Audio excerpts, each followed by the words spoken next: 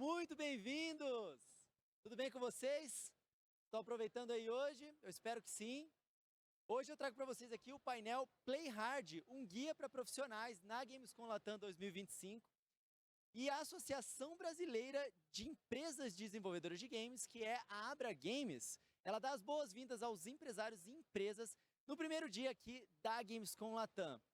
Nessa sessão, um time de especialistas vai trazer aqui para vocês as dicas e recomendações para poder aproveitar o maior hub de negócios da América Latina e poder também tirar o maior proveito no lugar onde a indústria acontece, que é aqui na Gamescom Latam, onde a indústria se conecta, né? E para esse momento, eu convido Rodrigo Terra, cofundador da Árvore Immersive Experience, Patrícia Sato, gerente executiva do Projeto Brasil da Abra Games, Rodrigo Mágico Carneiro, gestor da aceleradora internacional da Abra Games, e Yaya Torre, head de parcerias e desenvolvimento de negócios da Abra Games. Então, por favor, uma salva de palmas aqui para os nossos convidados. Muito obrigado.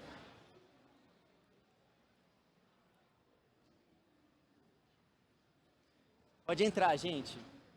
Por aqui, por aqui.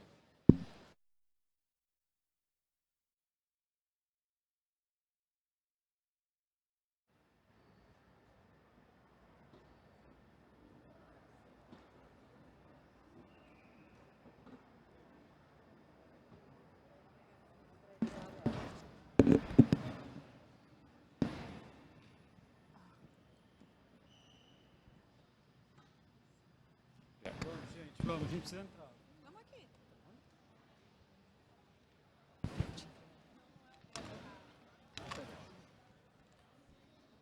Muito obrigado, gente. Uma salva de palmas aqui para os nossos palestrantes. E eu vou deixar aqui agora a palavra é com vocês. Daqui a pouquinho eu volto. Muito obrigado. Boa tarde, pessoal. Boa tarde, Gamescom Latam. Primeiro, uma animação e uma alegria enorme da gente estar aqui mais um ano, o segundo ano de Gamescom Latam. E essa evolução estilo Pokémon aqui de evento, né? Então temos a evolução do Big Festival virando Gamescom Latam agora aqui numa segunda versão muito maior e muito mais tunada. Então, para a gente é uma alegria enorme sempre vocês estarem com a gente aqui. A ideia desse painel, na verdade, é o primeiro, né, na verdade, de conteúdo, depois da abertura, e é a gente trocar uma ideia aqui sobre como aproveitar um evento como a Gamescom Latam, né? A gente, como a Abra Games, a gente frequenta, né, com missões internacionais e ativações nos grandes eventos do mundo, né? Todos os grandes eventos de games a gente tá presente, né? E obviamente a Gamescom Latam e quando era o Big Festival ali desde o primeiro, a gente também fazendo o mesmo tipo de apoio que a gente faz nos eventos internacionais. Então, com essa bagagem que a gente acabou acumulando de muito tempo, além disso, alguns de nós também, né? Eu sou empresário, Mágico também agora fazendo a sua mudança, já foi, vai voltar, enfim, mas está com a gente aqui na Abra Games também. Yaya também trabalhou, tem uma experiência dentro de estúdios, mercado de games. A Patrícia, que é a nossa grande capitã aqui do Brasil Games, que é o nosso programa de exportação com a Apex Brasil, enfim, com bagagem aí de quase década em exportação e comércio exterior dentro do nosso setor. Então, acho que somando aqui um pouco as nossas experiências, a gente pode compartilhar um pouco com vocês como aproveitar aqui o evento. Então eu queria, na verdade, primeiro passar para a Paty aqui e você, Paty, colocar um pouco desse momento que a gente está em território nacional, né, em território aqui de São Paulo, e um pouco dessa diferença, né? Assim, como é que as pessoas conseguem aproveitar melhor o evento por estar aqui, né? Obrigada.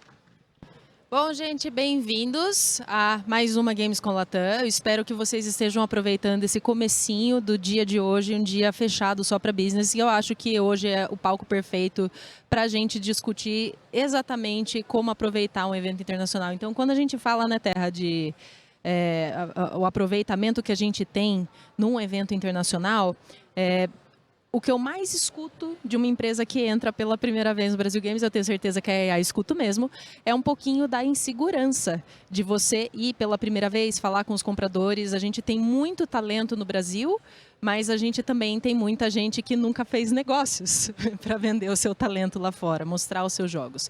Então é por isso que a gente sempre tem quase, né, uma barreira bem leve assim que a gente tem no Brasil Games, que a gente fala, se você quiser viajar internacionalmente, a gente meio que exige. Não exige.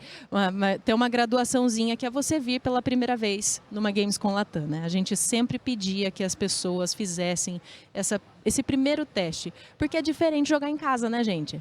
É muito melhor você estar aqui num país, né, território um pouco mais conhecido, mesmo que você não seja de São Paulo, e aqui você ganha um pouquinho mais de segurança para se desafiar e falar com as pessoas, e também é o que a gente faz já há 12 anos no Projeto Comprador, trazendo pessoas, buyers, mas também jornalistas que estão interessados no território brasileiro e latino-americano, que têm interesse em prospectar os talentos e IPs daqui.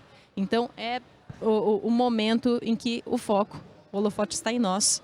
Então, é ideal para que vocês façam esse experimento. Então, a nossa primeira dica aqui é se solta um pouco.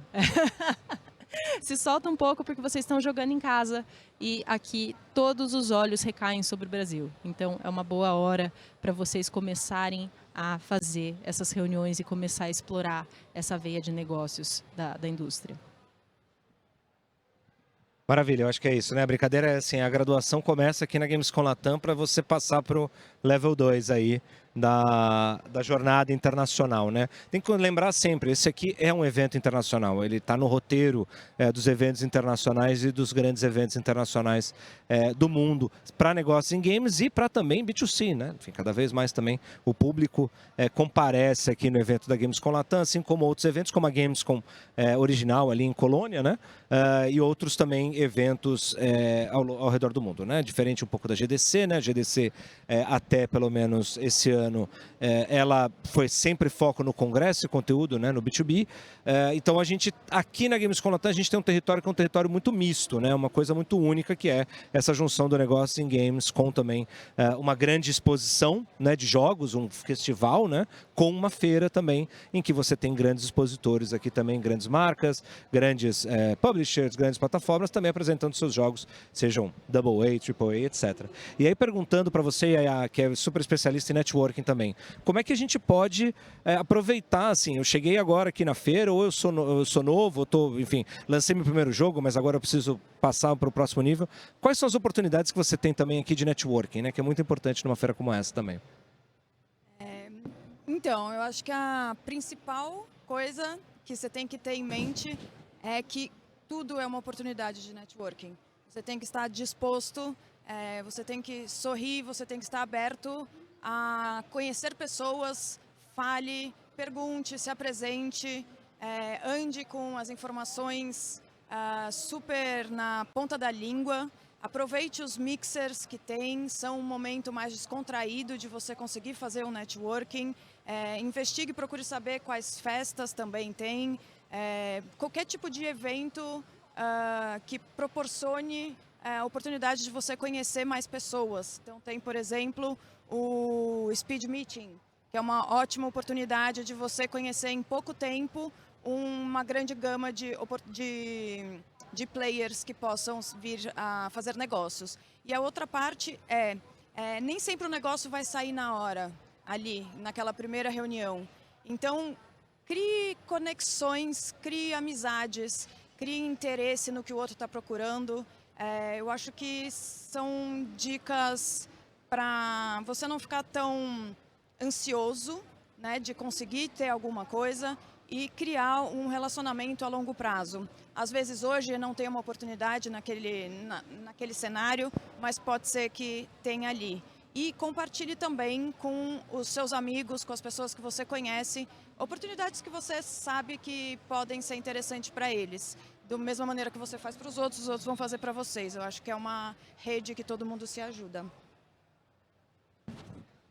Super, né? Essas oportunidades, e o encontro, né? A promoção do encontro é que eu acho que a gente tem um grande potencial. A gente no stand nosso, a Abra Games, né? Por diversos anos em sequência, a gente tem o nosso stand aqui também no evento, e é uma área também que a gente gosta de abrir e deixar ela para promover esses encontros. Claro, a gente tem os jogos de associados, os jogos de participantes do programa Brasil Games também fazendo uma exposição, né? Para além aqui do Panorama Brasil, para além de outros estandes, né, de estúdios maiores que agora tem a sua presença. Então, para a gente é um super orgulho e conquista ver, né, todo mundo que começou ali num stand da Abra Games ou começou num Panorama Brasil, tá comprando chão aqui, tá com teu stand aqui na própria feira, você vai acompanhando essa evolução dos estúdios. Para a gente é um orgulho enorme, né, a gente vai vendo, né, a galera crescendo. E então usem, né, minha dica também é usem o stand da Abra Games ao favor de vocês. Lá vai ser um grande ponto de encontro, é um ponto de encontro da indústria, né? Um dos vários que tem aqui, mas a gente gosta de reforçar que ela é uma casa para todo mundo, seja o dev que está começando, seja o dev que já precisa encontrar ali uma maneira de marcar uma reunião, né? E tentar buscar um lugar, porque o resto está lotado, enfim, usar realmente o que a gente está oferecendo aqui na Gamescom Latam para vocês usarem. E pensando muito e pegando a experiência do próprio Mágico também, que foi, enfim, viajou bastante, enfim, pela Pulga, né, desde da sua criação, né, enfim, como também trabalhando na parte de verticais de negócio. Quais são as oportunidades?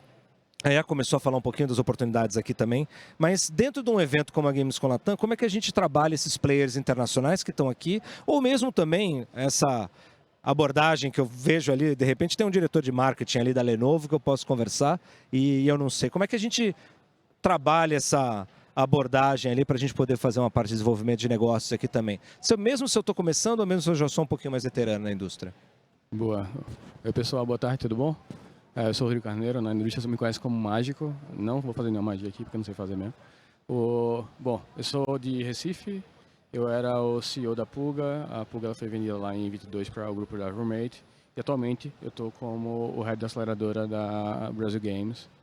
Então estou aqui para ajudar muitos desenvolvedores. Eu vejo eventos como esse, principalmente, você tem um baixo custo, né, a gente está aqui no Brasil. É um momento de você fazer, eu vejo muito isso, de você fazer um alinhamento estratégico da sua empresa, sabe?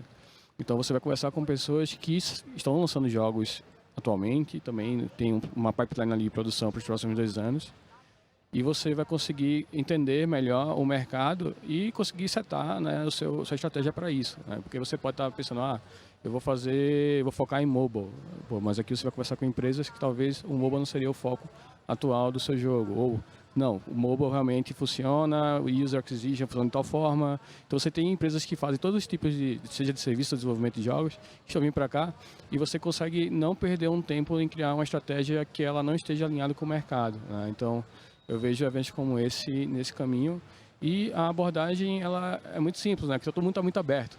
Se você está vindo para um evento é porque você quer conversar com pessoas, né? Então as pessoas às vezes ficam um pouco tímidas para conversar com os outros, mas não, né? Todo mundo aqui quer apertar a mão, quer conversar, quer entender o que é que você está fazendo, quer entender seu business, quer entender sobre você, sobre sua cultura, né? Então esse momento acho que é um momento de celebração mesmo, né, da indústria, esses eventos que acontecem, e é um momento de você gerar negócio, né? Gerar receita e crescer, que é o objetivo de todo mundo que está aqui, né? Então seja você, eu era prestador de serviços, né? Então eu tenho entendimento de que eu prestando serviço para uma empresa X, aquela empresa depende de mim, do meu sucesso, para conseguir fazer que o jogo dela seja também sucesso, né? Então, e a própria carreira, né? O cargo da pessoa que você está vendendo ou está comprando, ela depende também da sua entrega, né? Então tem que ter bastante esse entendimento aí de estratégia, de qualidade e o bom senso aí em relação à produção como um todo.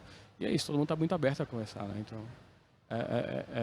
é algo que é natural, você chegar, alguém para você ri e já fala, opa, o que você faz? Né? E assim sobe, assim segue, você toca, né? Eu vejo nesse sentido. Esse é um ponto importante também você olhar essa questão da abertura, né? As pessoas elas estão de fato, principalmente o internacional, né? Aquele que pegou um avião, chegou aqui, ele está mais predisposto, né, a abrir uma conversa, a discutir, a conversar, ou mesmo conhecer, né, o teu produto, o teu jogo, o teu serviço. Né? Se você tem alguma coisa, inclusive, para mostrar, não necessariamente você tem um stand ou tem alguma coisa, mas às vezes você tá com o seu traz o seu notebook, às vezes você vai fazer no cantinho ali, você fala assim, não, mas eu tô com o meu protótipo aqui, quer ver? Às vezes ele tem tempo, às vezes você não está passando, não dá tempo de sentar na mesa do B2B, vai fazer ali num café alguma coisa, mas você consegue ter essa atenção que é muito diferente de você tentar marcar uma reunião, tentar ver se ele tem um horário, aí você vai fazer isso de forma remota também, como a maioria, né, hoje também, tentar fazer uma abordagem via LinkedIn, e você tentar fazer o que a gente chama, né, de cold call ali, vou tentar fazer uma abordagem fria, sem ninguém fazendo nenhum tipo de introdução. Então, a junção, né, das estratégias de relacionamento e networking com a parte de desenvolvimento de negócio. Então, isso, num evento como esse, às vezes você consegue ter melhores oportunidades, inclusive de pessoas apresentando pessoas. Né? Então, a minha dica também é essa, assim. Aproveite quem conhece alguém para te fazer introduções. Né? Para isso você conseguir abrir até inclusive o seu leque de contatos. Muitas vezes você não vai fechar nada aqui no evento, mas você vai abrir um grande lead, né, uma oportunidade para você poder continuar, por exemplo, esse papo de forma remota. Eu queria que a gente fizesse uma passagem rápida para a gente fazer uma segunda rodada de dicas também, mas aí agora mais específicas em relação ao que nós vamos ter aqui no próprio evento. Aí eu vou começar com a Paty, e depois o Mágico. Uma outra dica também, né? Obviamente a gente deu um atraso aqui na própria programação, a gente encavalou aqui, por exemplo, com aqui o painel da secretária Marília Marton. Uma grande oportunidade que às vezes a gente esquece de fazer aqui no evento é conversar também com os players políticos daqui da cidade. A gente vai ter uma série de secretários, secretárias, muita gente, gestores do Sebrae, de diversos cantos do Brasil também. É muito importante a gente, como dev, também olhar para essa nossa parte, né, da nossa inserção política também e poder conversar e poder dividir esse tipo de aflição, dúvida, dor, elogio e etc. com eles também, porque eles estão aqui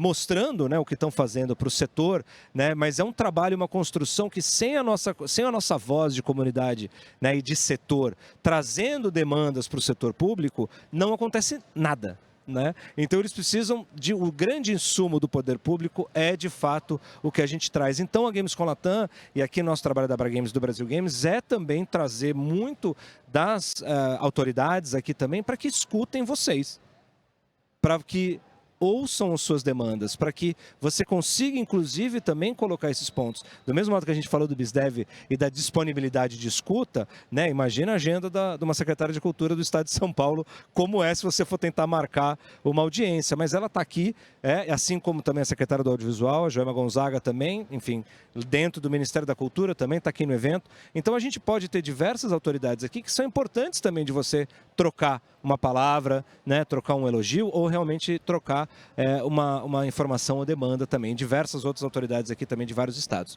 Então, minha dica também é essa. Aproveitem também para essa aproximação, porque esse lugar político é muito importante para o nosso setor daqui para frente, cada vez mais. Né? Então, passagem rápida aí também. Dicas finais bem práticas, assim, em relação ao pavilhão, ao que eles podem fazer aqui, dentro de Brasil Games, tudo que a gente também organizou aqui para vocês como Abra Games, como Brasil Games, e obviamente também algumas dicas que vocês souberem do que está rolando.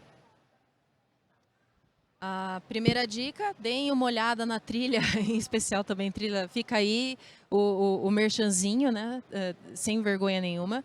Deem uma olhada na trilha da Abra Games e venham conhecer os outros devs brasileiros e o que eles estão trazendo ao palco. A gente tem muita coisa instrutiva acontecendo dentro do palco da Abra Games, falando sobre os casos de sucesso brasileiros.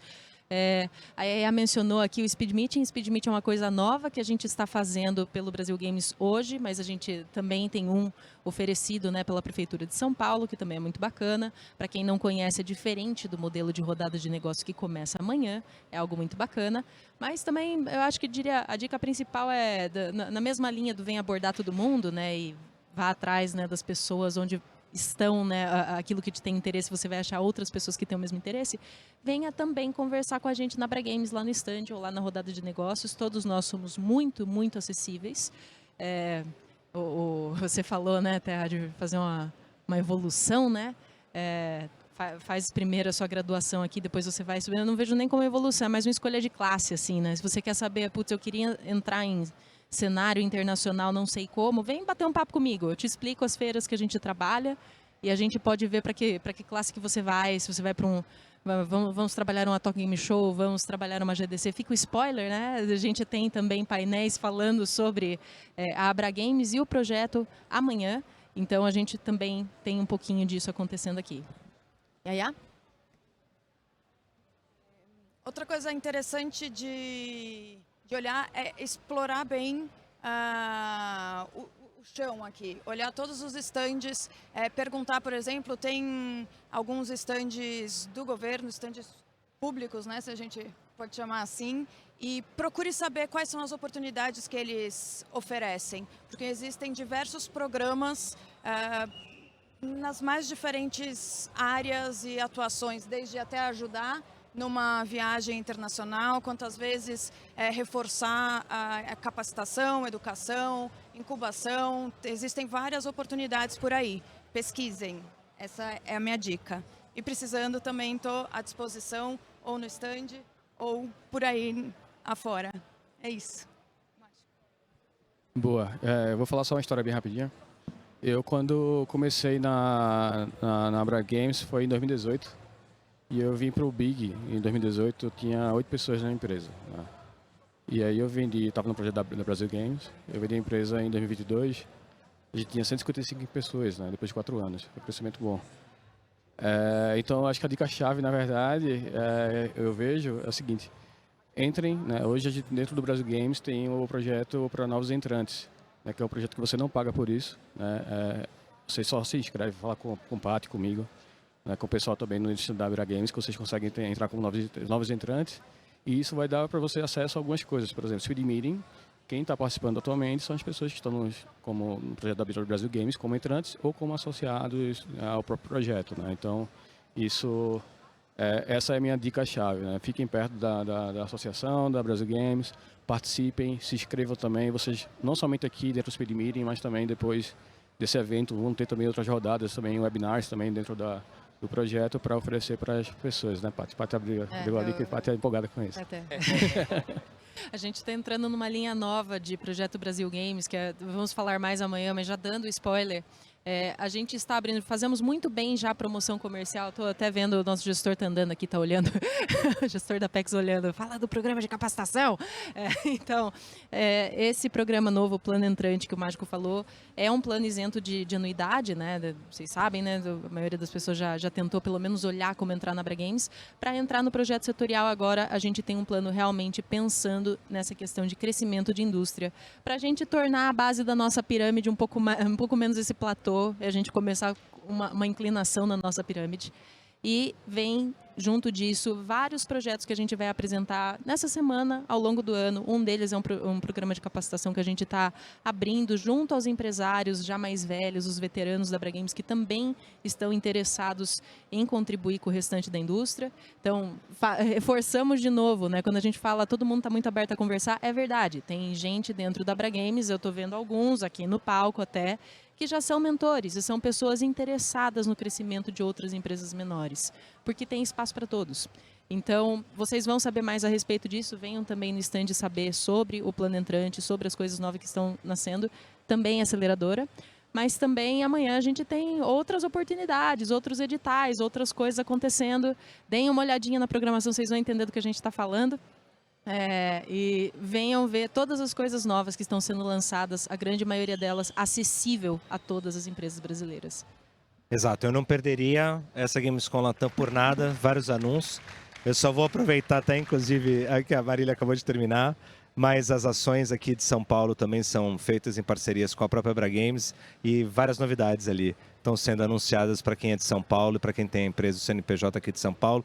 Obviamente, as informações vão estar aqui também disponíveis tanto no stand da Prefeitura quanto no stand do Estado também. Então, só aproveitar que acabou ali para vocês também já começarem a saber das novidades ali também do Creative SP, que é o programa daqui de São Paulo, e também ficar atento no programa dos outros estados também. Cada vez mais os estados estão se organizando para poder fazer suas missões, tanto internas quanto também as missões internacionais. Tá? Então, inclusive também dou a dica para pesquisar sobre, porque a oferta está por aqui. Obrigado, gente. Nos vemos já já.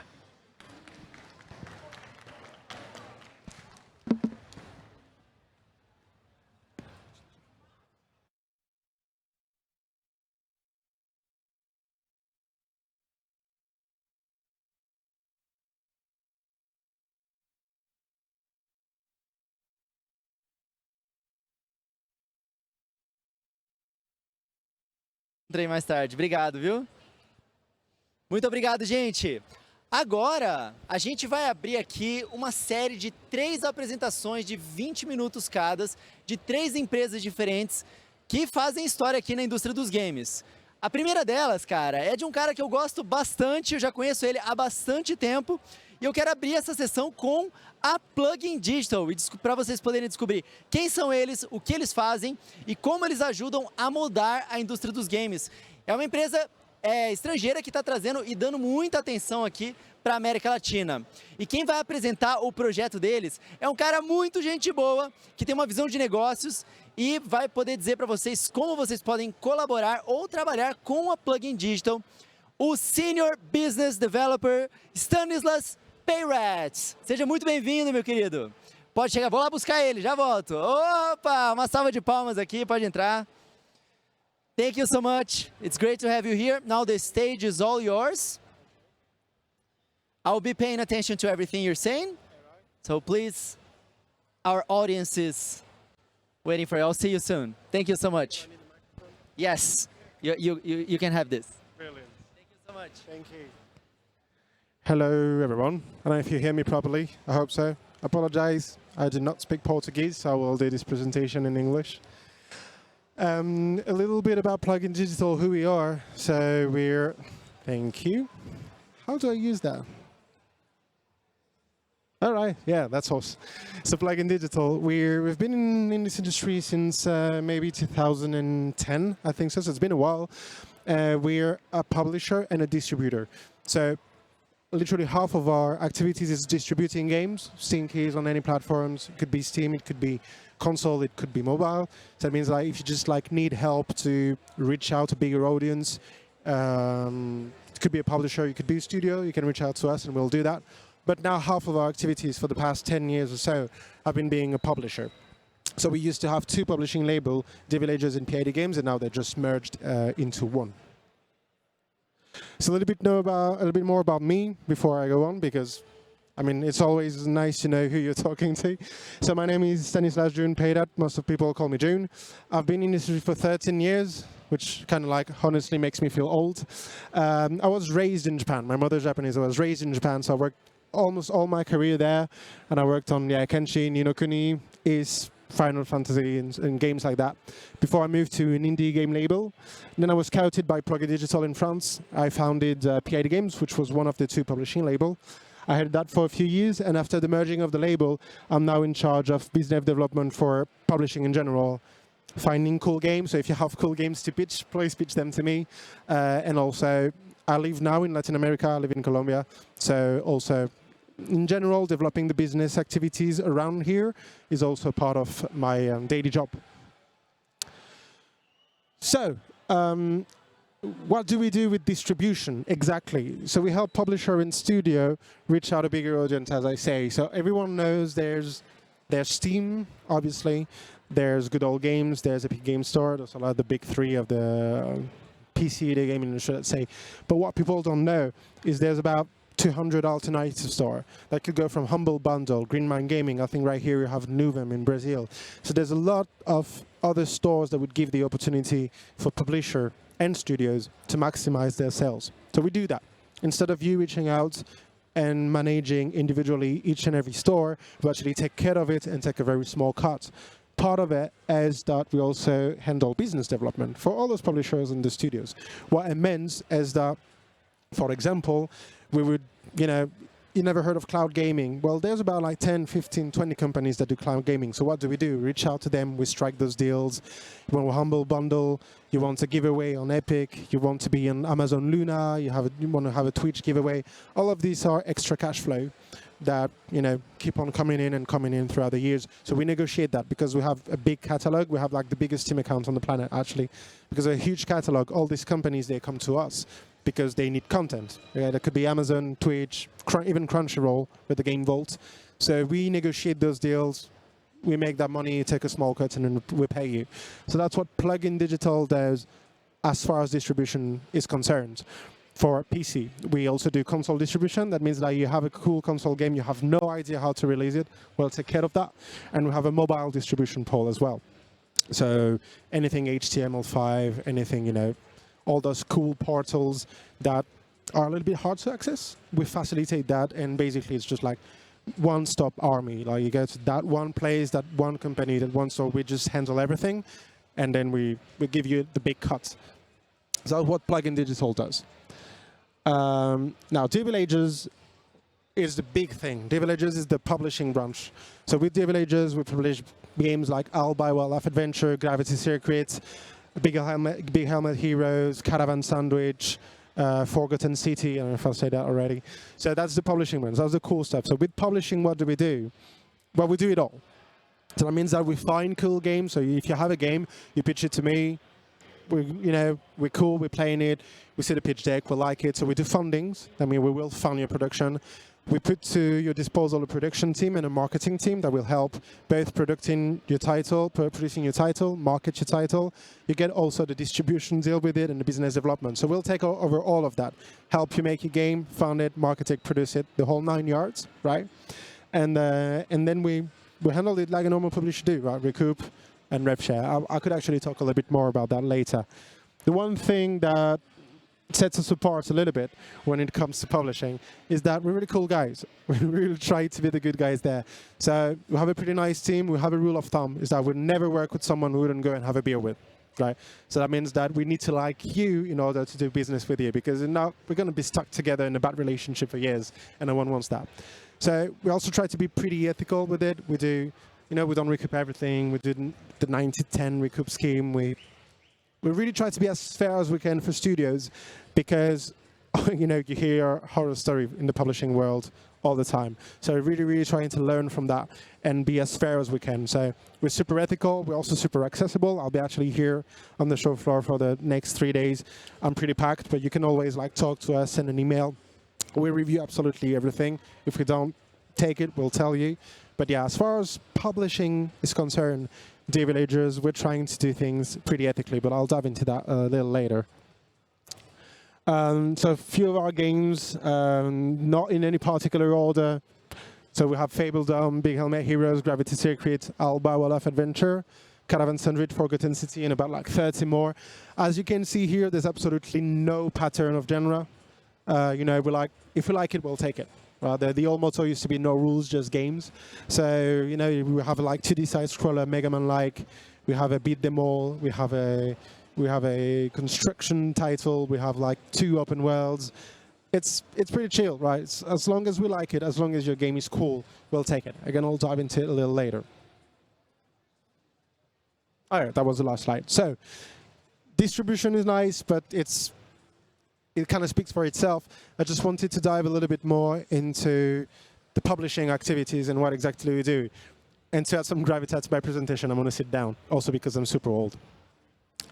So the publishing activities, it's for a lot of indie studios out there, it's tough, especially in LATAM. I've been living here for 8 months now, and I can see it, right? So it's tough. It's either tough because you have a very experienced team and you know exactly what you want to do, and it's very difficult to navigate through all those weird contracts and all those different type of publishers. Or it could be weird because you're a non-experienced team and you have absolutely no idea how this works. You have no idea what to wait from a publisher, and you have no idea what traps to avoid. So in the spirit of sharing and in the spirit of not having any filter, I will share today a few tips how we work as a DVillages personally. And if you're a studio producing a game in a lookout for a publisher, or if you're thinking about it, I think like sharing a few tips with how to do it and compared to how we're working could definitely be beneficial to all of you. So what does a publisher do? Basically, it's not a bank, it's not an investor, it's a partner, or at least it should be, right? So from a publisher, you should definitely expect funding. So that means funding, again, funding for your titles. Now, that's the first thing I want to talk about.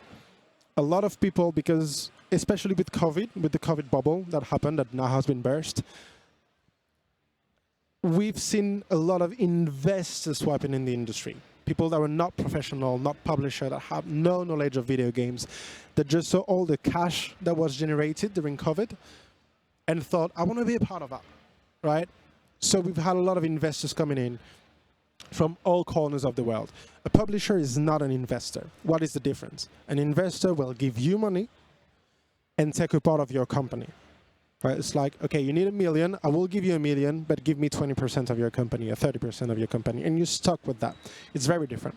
What a publisher does, or what it should do, actually, so be very careful with that, what a publisher should be is a partner. And the first step of doing this partnership is funding your title. So we're not investing in your company, we're investing in the production of the specific titles you're making that you pitched us and that we like. Right? So it's like, I need $1 million to make this title. It's like, all right, now we'll give you $1 million. So the way it works, again, I'm going to assume that, like some of you are very unfamiliar with that, the way it works is that we then break it down through milestones.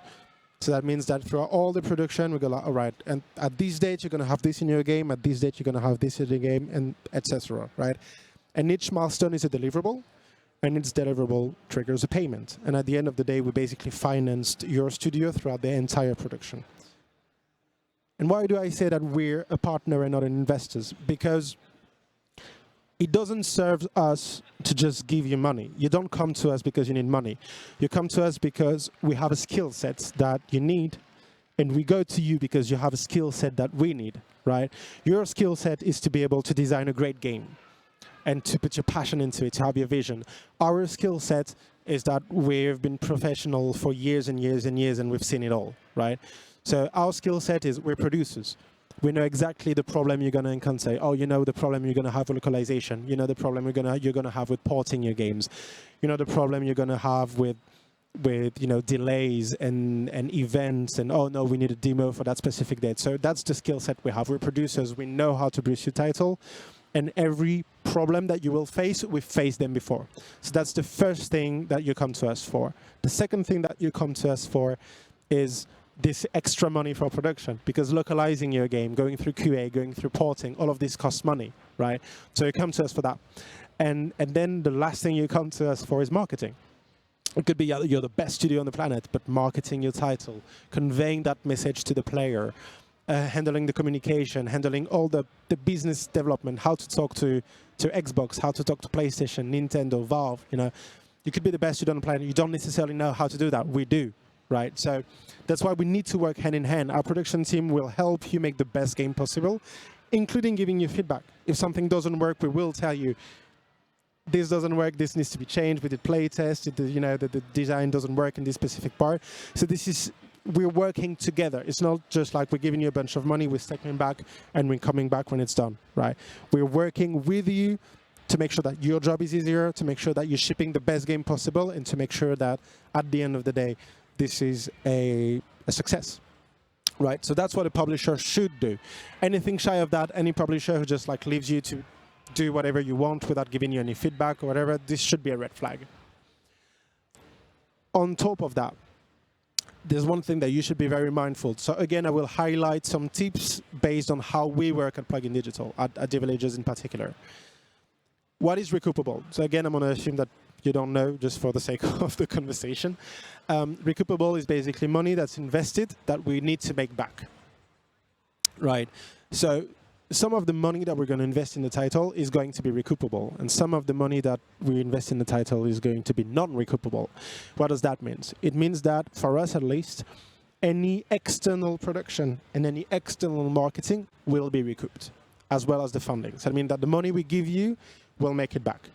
The external marketing, so trailer, events, paid influence, and stuff like that, we will make it back. external production, that means localization, porting, external QA, we make back that money. Now, there are things that we do not recoup as a publisher. That is man-hour, so my salary, the team salary, the producers, the internal QA team salary, the communication team salary, we don't recoup that. And business development. If I need to travel here, for example, to pitch a title to Xbox, if I need to travel to Gamescom or whatever to show you a game on a B2B level, we don't recoup that. So what it means is that as a publisher, on top of investing heavily in your title, we also invest a lot of man-hour in the title that we do not recoup. So that's why I said Devil Ages, we really try to be ethical about that. We'll try to be the good guys, because you'll see a lot of publishers out there, and be very wary of that recoup absolutely everything. They will recoup people's salary, they will recoup any meal they're having on the business trip, they will recoup it, and that's your money we're talking about, right? So be very careful with this. This is what we don't do, but some do, right? Now, there's another way we're trying to be very ethical about the way we work, and that is how we recoup exactly that money. So as I said, we're going to make that money back. We have to make that money back, right? Because we have people to pay and because we need to invest that in other titles. Some publishers will recoup 100%. That means that as long as they haven't made that money back, you're not seeing a cent. So now we understand that for some publishers it's very important that, you know, this is a financial risk. Again, we're trying to be very ethical here. So what we personally do is 90-10. Meaning that by the moment the game is released, as long as we haven't recouped, you're making 10%, and we're taking back 90 unless we're paid, right? And after that, we do a clean 50-50. You take 50% of everything after we recoup, and we take 50% of everything after we recouped. Why do we take such a big percentage, you might say? Well, first, because, as I said, there's a lot we don't recoup, so there's a lot that we invest that you don't have to pay for. Now, we need to pay ourselves back on that as well. But because of all the distribution phase that I talked to you about, all this business development, I'll keep on getting these deals, keep on putting your game absolutely everywhere, pushing it in all the region of the globe. We even have an office in China. There will be people, about 5 or 6 people working on the title at all time for the next 10 years, right? So then after that, we do a clean 50-50. So that you should be very careful of that, right? Why? I work with a lot of studio and I work with a lot of other publishers, and I see it that some publisher will require to recoup 3 times the amount of money they invested, for example. If they invested 100,000, they say, we're going to recoup 100% until we made 300,000, and then we're going to do 50-50. That's actually very common, and it's fucking disgusting if you're asking my opinion, right? But they're out there, they exist. Or some publisher will tell you that they will recoup, like you get a revenue share on the sales, but not on the game's revenue. What does that mean? That means that you only get paid, or you're going to get recouped on the sales, the actual sales. But if they sign a $2 million Game Pass, you don't see a penny, right? And it should be said that that's a thing that happens, right? So, for example, us, we consider that revenue is what matters, right? So if you're getting a grant from Microsoft, if you're getting a Game Pass, if you're getting money from Amazon, if you're getting money from PlayStation, all of this is revenue. This is your money, you're notified, that goes into recoup, and that goes within what you do. So basically, to sum it up, because we only have 3 minutes, 40 seconds, although I'm really trying to speak as fast as I can, I'm so sorry for the person translating this for you. Sorry, mate, whoever you are, you're doing a great job. Be careful about a few things and try to get inspiration from what we do at Devil Ages. Be careful that the publisher you're working with is willing to put in the work, the production work, the marketing work, and the distribution work. They should be with you at all times. This is a partnership. We work together, right? Be very careful what the publisher is going to recoup and how many times they're going to recoup. If it's anything more than 1 time, run away. And if they recoup absolutely everything and anything, if you see it, and that happens, you know, if you see they recoup salaries, they recoup like installations, business trips or whatever, run. They're playing with your money. Right? They have no business. You have no business paying for my dinner when I'm at Gamescom. This is absolutely not your place to do that. Be very careful of what is considered revenue, as well all revenues, and be very careful that the revenue share is fair. Again, Devil Ages, we are really trying to to do things better now. We're trying to help the developers in LATAM as well. I've moved there 8 months ago. We slashed prices by 3. We're trying to find, I know that you have a lot of talent here. There's a lot of super cool studios. So we're also trying to bring that spirit here and put some good spotlight on the Latin American scene in general and in Brazil as well, because, you know, I'm about to see about like 50 great games in the upcoming days. I'm pretty excited and looking forward to it. So be very, very publishers are good. This is a good thing. This is a necessary evil, I want to say, but also because, you know, you can't do anything by yourself. Publishers are good as long as you're being very careful who you're working with, as long as you make sure that it's basically you're entering a relationship, a romantic relationship with someone, right? It needs to be respectful and it needs to be mutually benefits. It doesn't need to be abusive. So be very careful with that. If you have any additional question about how we do it, at the Villagers in particular, or if you want to, off the record, talk to me about the horrible shit I've seen in all my career and how to avoid that in particular, I'll be around. And yeah, 1 minute, I'm pretty good. Yeah, I think I'm actually done. I mean, it's early. All right, yeah. Well, thank you so much for your time. And I'll be around if you have any question about publishing in general, the Villagers in particular. Thank you for listening to us. And that was me from Plugin Digital, the Villagers. Have a great Gamescom, everyone.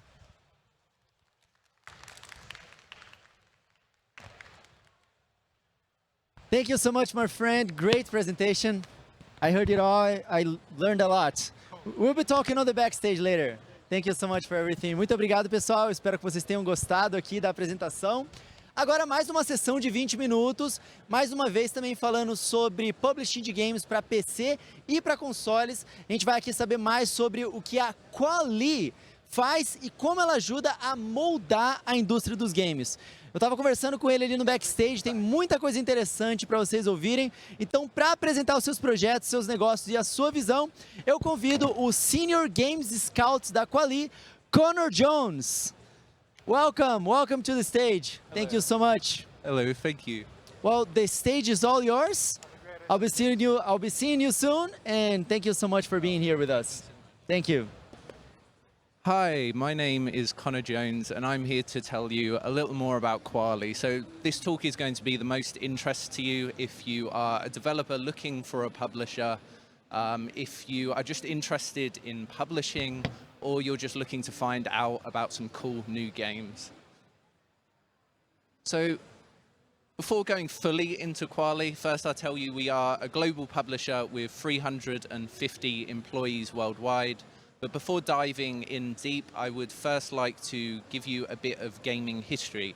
So this man up here is David Darling, and he is the founder of Kwalee, but he has a very, very long history in the gaming industry. So he actually started making games with his brother in his bedroom when he was only 11 years old. When he was 16, he went on to found his first company. And then when he was 20 years old, he went on to, 4 years later, he went on to found Codemasters. Now, for those of you who haven't heard about Codemasters, it's one of the first big PC and console publishers in the UK, and it's also known as one of the most influential publishers within the UK. They've released games such as Micro Machines, Dirt, Operation Flashpoint, and many more. David Darling then went on to found Kwalee in 2011. So for people who may have researched us before, you know, this talk, you may know that we're also pretty big in the mobile space where we've achieved 1 billion downloads. But I'm here to talk about our PC and console department, which was founded in 2020. So we've been building up a team full of industry veterans from places like Team 17, Fireshine, Merge Games, and Curve. Many of the people in our team have been part of the success of other large indie titles such as Human Fall Flat, Blasphemous, and The Escapist. I'd like to go into some of our released games, some of our successes so far. So we are partnered with the Coin game. Now, the Coin game is a really exciting arcade simulation title. You can play hundreds and hundreds of arcade games with realistic simulated physics Despite being only in early access, the game is on over 5,000 reviews, overwhelmingly positive. The game's been picked up by some pretty massive influencers such as the Game Grumps, XQC, and Let's Game It Out, receiving millions of views. Wild Mender is a really beautiful and exciting, cozy survival title that you can play with up to 4 players. We helped the game reach over 250,000 wishlists at launch. It's about going into a barren wasteland and building it up into a thriving oasis. RoboBeat is a really frantic, fast-paced rhythm shooter, with a twist being that you can actually upload your own music into the game, so you can blast along to your own soundtrack if you'd like. Now I'll talk about some of our upcoming games that we're excited about. So our big one is The Precinct. So The Precinct is an old-school GTA-style game where you actually play as the police. You can do everything from handing out parking tickets to doing high-speed police chases by car or helicopter and stopping bank robberies. So The Precinct is releasing on May 13th, so you won't have to wait very long. It's releasing on Xbox, PlayStation, and Steam. Hordes of Hunger is also releasing soon, releasing on May 6th. Oh, sorry, I'm getting some buzzing on my... Oh. Sorry, it's some sort of alarm, I'm not too sure. But yeah, I'll talk about it. Sorry, playing in my headset, so it's a bit difficult. But yeah, Hordes of Hunger is releasing on May 6th. I'm sure many of you are fans of Vampire Survivors titles, but this is a Vampire Survivors title like you've never seen it before, with an over-the-shoulder camera and frantic hack-and-slash combat. The game's being made by a very experienced team named Hyperstrange. They've released games like Blood West, Elderborn, and Postal Brain Damaged. Town to City is a recent announcement. So the game combines the cozy city building of games like Tiny Glade, but then combining it with the in-depth economy management of games like Anno. So the game has... We did an IGN exclusive announcement, and 1 week after the announcement, we gained over 60,000 wish lists. And despite the exclusivity period with IGN, we had over 109 articles written about the game within a week of the announce. So Grime 2 is one that I'm personally very excited about, as I am a massive, massive fan of the first Grime. So the first Grime had over 600,000 players across all platforms, and the game was very critically successful, gaining 81 on Metacritic, and the game's expanding on the first in some really interesting ways, such as the ability to absorb the attacks of your enemies, which you can see on screen there. Of course, I won't go through every single one of our announced upcoming games, but here's just a few of them if you'd like to check them out. So why should you choose us as a publisher? What separates us from other publishers? So first of all, I'll just do a quick walkthrough of our general services. These are going to be pretty similar to the offerings you'll find with other publishers, such as the ability to fund your game, whether that be to, expand the scope or see it through to completion. We can also help with porting. So the title we most recently helped port was RoboBeat, which we helped port to Xbox, PlayStation, and Switch. We of course help with localization, where we normally do around 10 languages as a standard, but this is very open to discussion. If there's any other languages you wanted to add, we're very open to talking about it. We'll of course manage the life cycle of your game well past release, and then we have great relationships with all the platform holders such as Xbox, Nintendo, Epic and Sony to receive additional marketing support, as well as being in discussions for stuff like exclusivity deals, which we would of course put in front of you to discuss first. But stuff that makes us unique as a publisher, stuff that separates us from other publishers, is particularly our play testing. So we have an in-house QA team of over 70 people.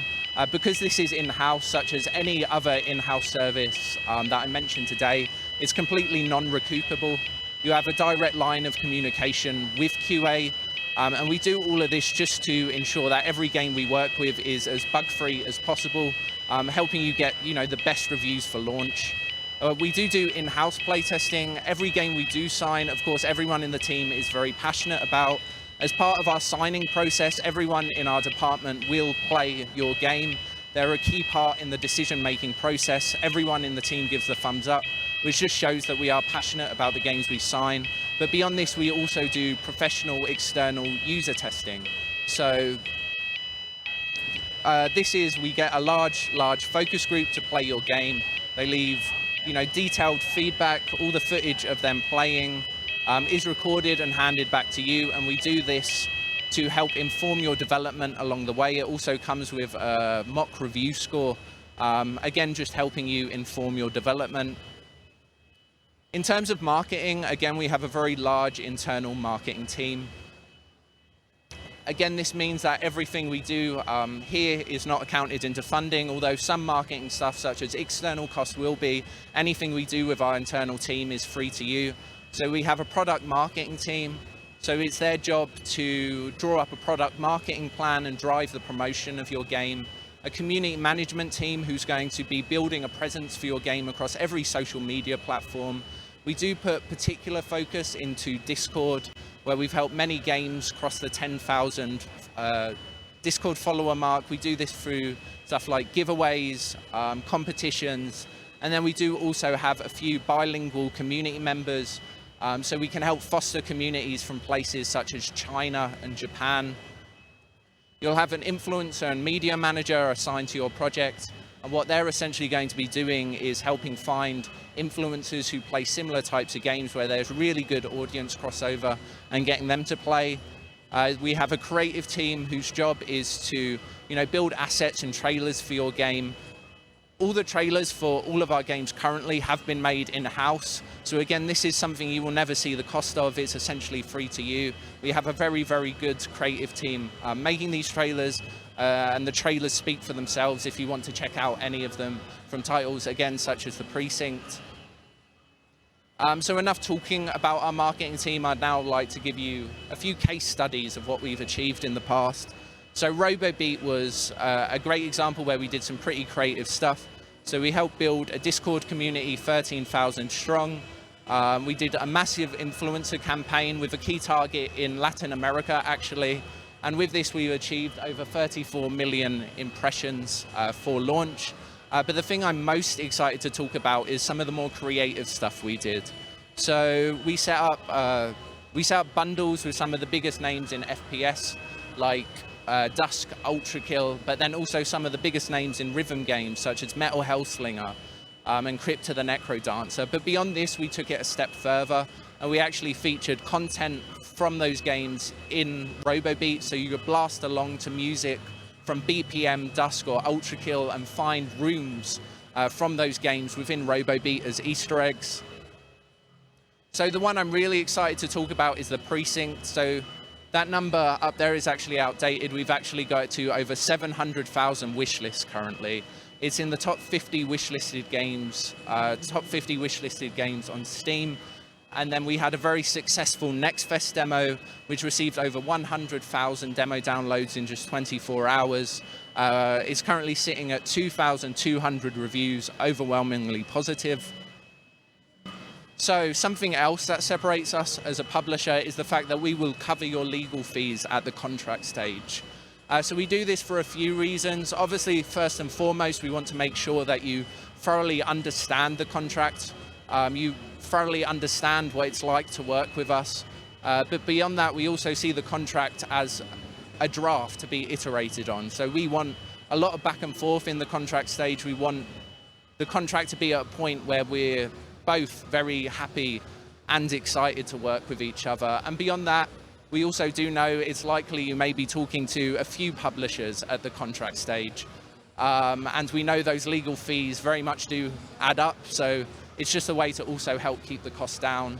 But most importantly, we just feel it builds a strong foundation for working together going forward. But then what is it like working with us day to day? So you will have a direct line of communication with the production, marketing, and QA teams. You have bi-weekly calls with the marketing and production teams.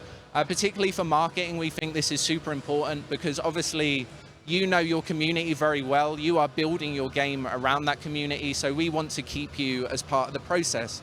We want you to be feeding us ideas as we're also keeping you informed of all the marketing beats we have coming up. So it's a collaborative feedback loop, essentially. Beyond that, we also offer the opportunity to showcase your game to the entire department, any developmental updates.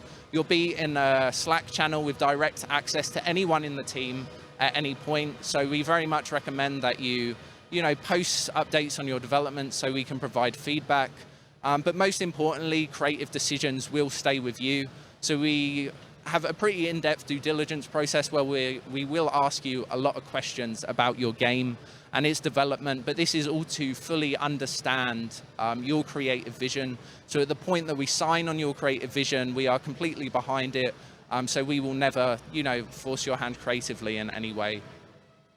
So what do we look for? So you've heard enough about us, where you've probably got a good idea of if you'd like to work with us at this point. But what do we look for? So again, I mentioned funding support earlier. So most games that we do sign fall around or under the $750,000 mark. However, in special circumstances, we do have the ability to go all the way up to 1.5 million. But then, of course, we are also very happy to just provide marketing or service-based partnerships. What genres? So we're open to all genres. Again, everyone in the team plays the game that we put through the process and is a key decision maker. So we do have our tastes. However, we're very open to checking out all types of titles. The main important thing is obviously that the game's unique, has a core, unique selling point, and has a fun gameplay loop. We unfortunately don't look at free-to-play titles. Our focus is on premium titles. And when should you submit, we're most likely to move forward around the vertical slice stage, but we are happy to take a look at a prototype, especially if you have a lot of documentation alongside that so we can build a firm understanding of the game. So that's my presentation. I hope you learned a little more about Kwalee. And I'm very easy to reach on LinkedIn if you have any games to showcase to us. I'd be happy to check it in and dive out with the team. Thank you very much. Just because it's Spanish for some.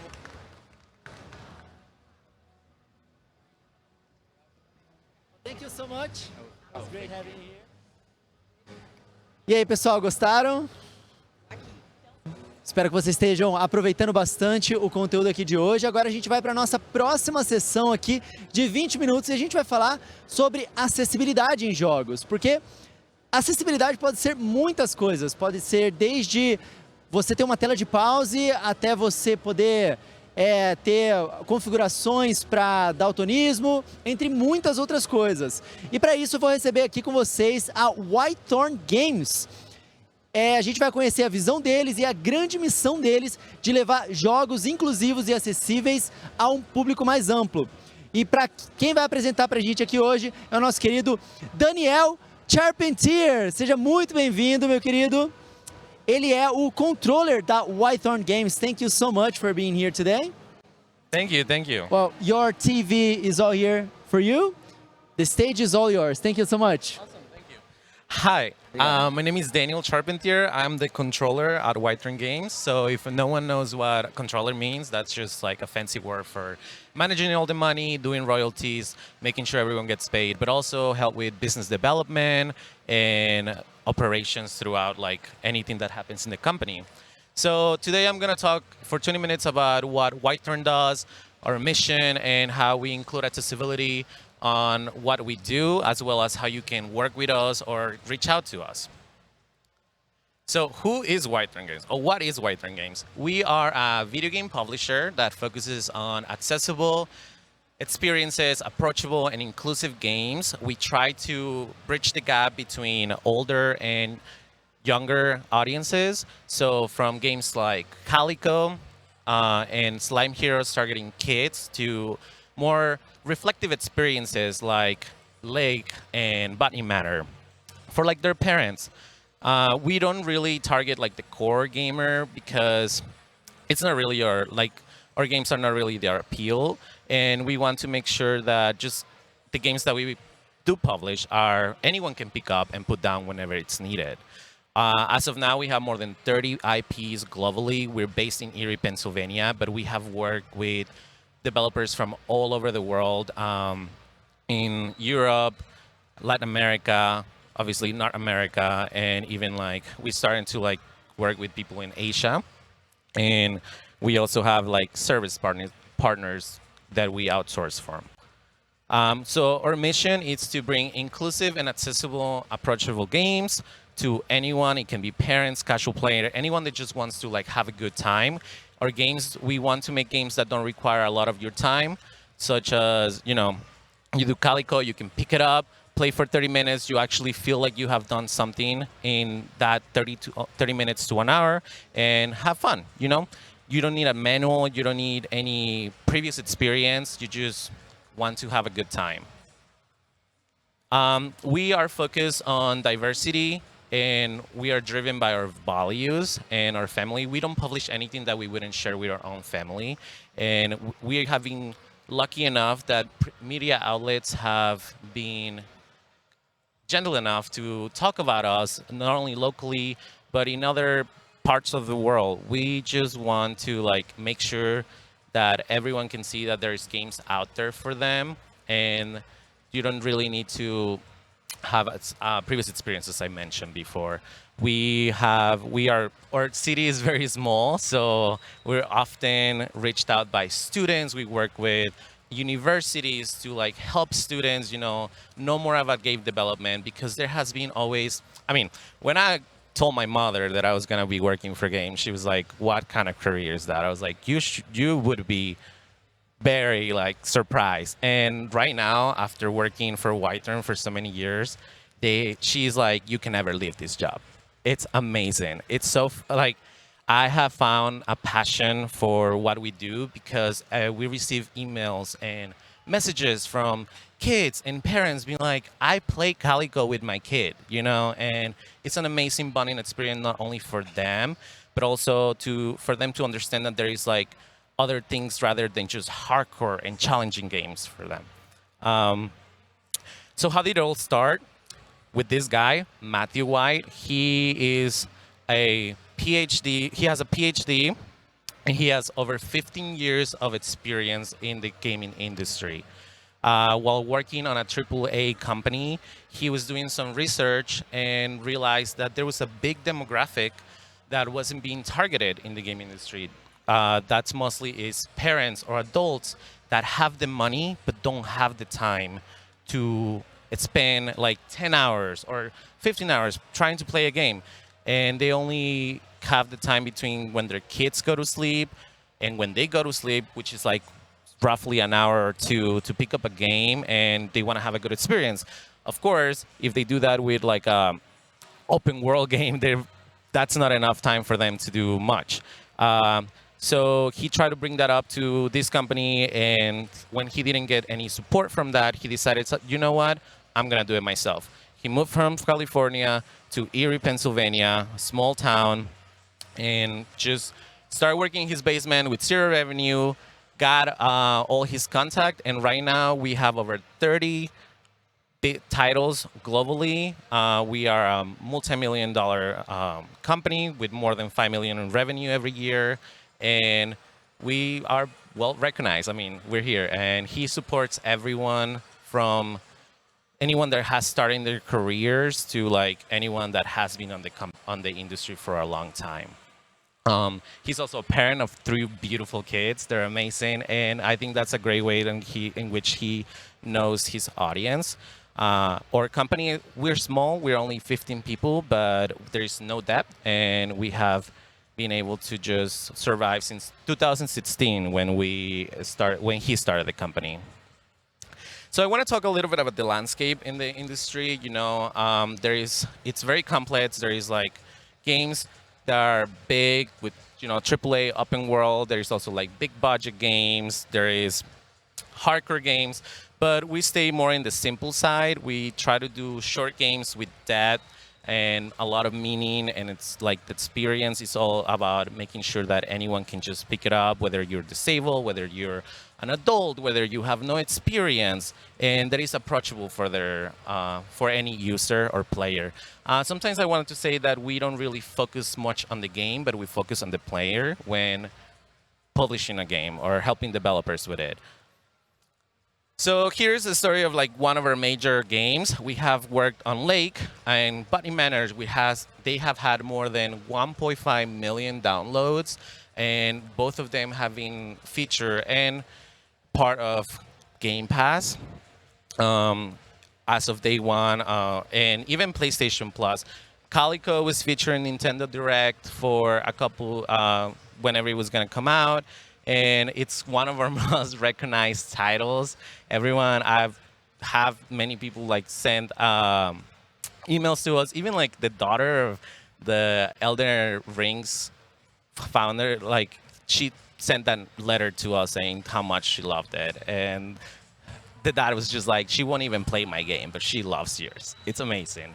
Yeah, and we have a great business development team that focuses on helping with making deals for the games. And this is where like some of our anticipated titles. We have a spray paint simulator coming out soon, this I want to say summer. And it's going to be in Game Pass. The past 3-4 games that we have released have gone straight to Game Pass thanks to our amazing team that have done great relationships with not only like big platforms, with any other company that offers that where we can have our game in. And then we also have Kernel Hearts, which we met the developer here in Brazil a couple years ago, and it's one of our games that, you know, a lot of people think of us and they say you are a cozy company. Not, I don't want to really say cozy. We just want to make sure that our games are approachable, inclusive, and accessible. As long as anyone can play it and they can have a good time, we're more than happy to take a look at that. But Kernel Hearts is made by a developer based in Argentina, and that should be coming out in the next year, I want to say. I don't want to promise anything. I don't want to say anything that my communications director might yell at me for, but, you know, it's coming out at some point. And so how do we publish? And what do we offer? We offer funding, QA, porting, localization, and we also have a accessibility team that focuses on making sure that we can help you put any features that will help anyone pick up your game and everyone be able to like just play it. We also have a marketing department that can help you distribute the game. And our contract or revenue share is actually pretty good compared to the average in the industry.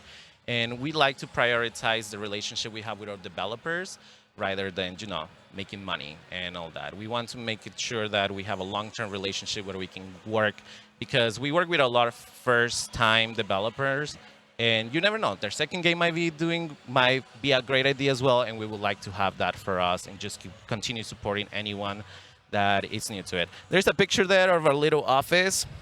It's based in Native PA. It's just cute. Amazing team. Again, we're only 15 people. Some of them work remote.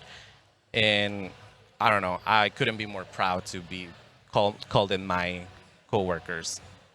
So if you're a developer, this is where, if you go to our website, we have a publishing tab where it tells you an outline and guidelines about what we're looking for. So if you're gonna send us a pitch, it says everything about including a demo or where you should send your pitch to, any contacts.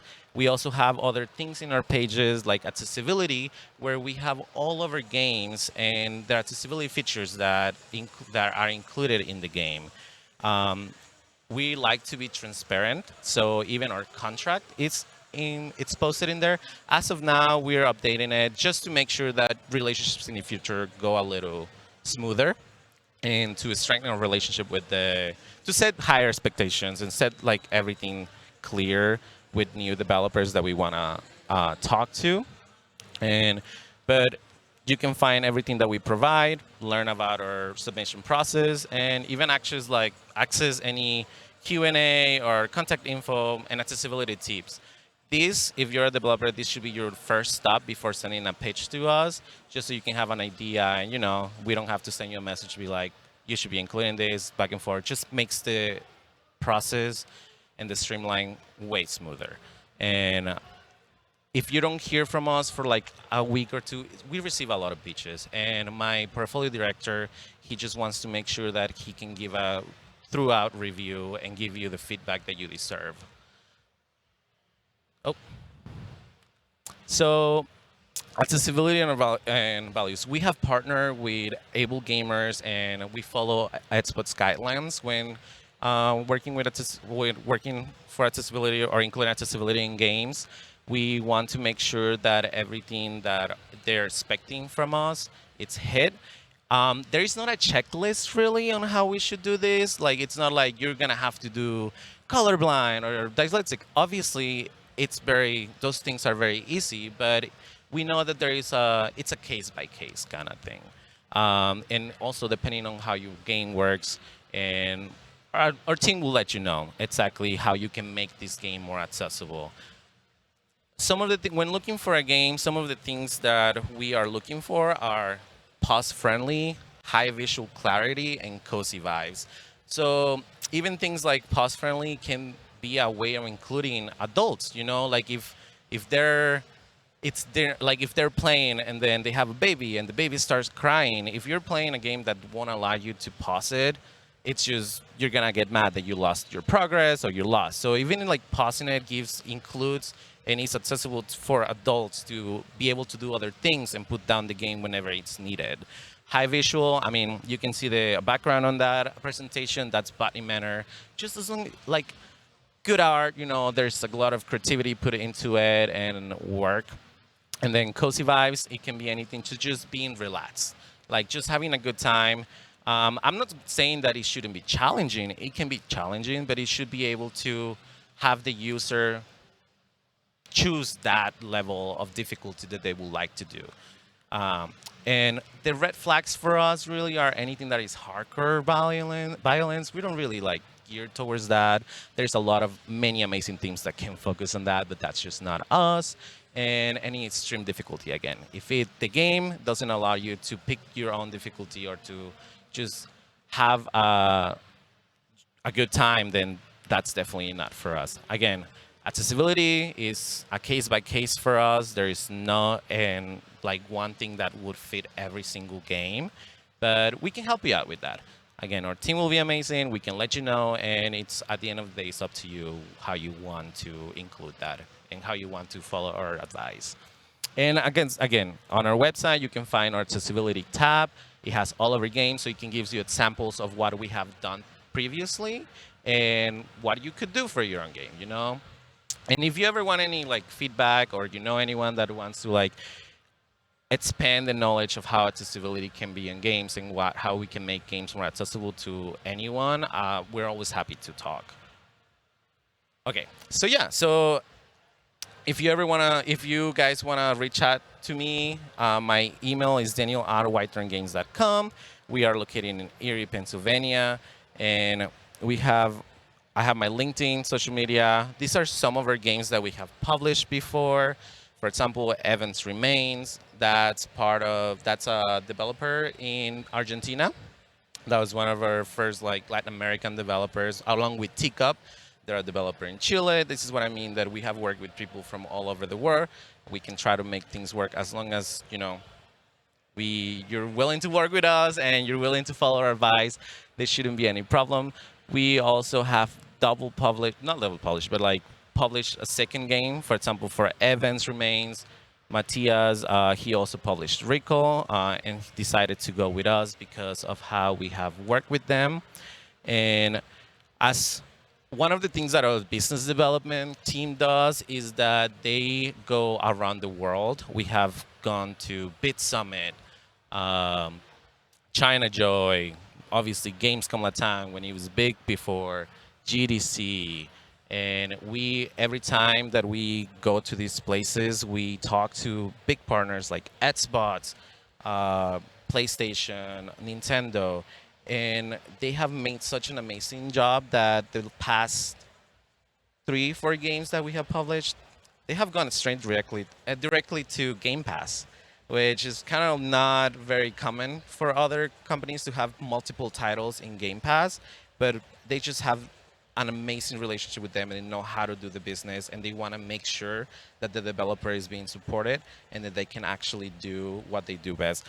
And if you are ever wondering about how we work with developers, we don't really want to tell you what to do. So if you are thinking about including accessibility, we're not going to be like, you need to do this and this. We want you to make the best game that you can do while we sell your game. We want to make sure that you don't have to worry about that side and just have the best partnership that we can have. And again, the games that we have released in the past have gone day one and they're profitable thanks to Game Pass deals, thanks to, all these partnerships and like even funding, like getting like DAP from ID ad spots. Like we just want to make sure that the developers are well taken care of and they can do the best that they can. We're also very flexible, but that doesn't mean that, we can be taken advantage of. And it's like, we want to make sure that you are following your own timeline, and we can try to help as much as we can with that. Again, even if you don't need funding, even if you don't need like porting, or you can do it on your own, that's things that we can talk about and we can negotiate when talking about your game or trying to sign your game. Again, we're always happy to listen to any ideas, any creative, innovative ideas that you have. Even if you have a friend, or even if it's not a fit for us, we're more than happy to direct you in another direction. I feel like everyone in the industry are really good friends. A lot of people, it's a very close, like a niche community. So everyone knows each other, which is, I realized throughout these conferences, I'm always meeting the same people. But I mean, I met more depending on the country or the conference, but we just want to help each other, and we want to help developers and anyone that is like first time, anything really. We just want to make sure that any game, any idea that is out there can be brought to life, basically. Again, please reach out to me. You can do it at daniel@whitethorngames.com, or on our website. You can see that you can send your pitches, and if you want to like partner, if you're a porting service company, we also have outsourced with other companies. Like, we're always happy to just make connections and see how we can help each other and make the industry better. Our main company email is hello@whitethorngames.com. If you send your pitch there, it will be forwarded to our portfolio director. If you want to talk to our marketing team, we can also like help you with that. Or socials, in our socials we publish anything that is any updates or anything that is upcoming. And every year we have a Whitethorn Winter Showcase where we talk about any updates that we have throughout the year, and also talk about our team and what we have done in the past. So yeah, please check out our game. Check if you think you could be a match to us or like a fit to us. Reach out. If not, even if you just want to talk and like discuss things, we're always happy to do that as well. But yeah. Thank you so much for having me. I really appreciate your attention.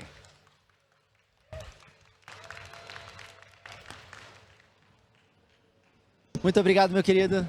Told you you're gonna do great. Thank you so much. Thank you so much. Muito obrigado, pessoal. Bem interessante, né, esse painel. O próximo painel também é muito interessante. A nossa equipe vai preparar o stage aqui para vocês. O nosso convidado vai falar sobre metas de relacionamento, só que relacionamento com os jogadores, né? E como qualquer relacionamento saudável, é importante o estúdio, a publicadora, a empresa ter uma relação de confiança com os jogadores. E como que a gente faz para evitar que o estúdio esteja apenas com o microfone na mão, falando como um monólogo, e ter uma troca saudável ali com os jogadores, gerando essa confiança. E para essas respostas e outros questionamentos também que vocês vão acompanhar, vamos ouvir o CEO da Raw Fury, Pim Holva. Seja muito bem-vindo. Nice to meet you. Thank you so much for being here with us. The stage is all yours. You can prepare your PC here. Well, thank you so much. I'll see you. Well, thank you. Thank you.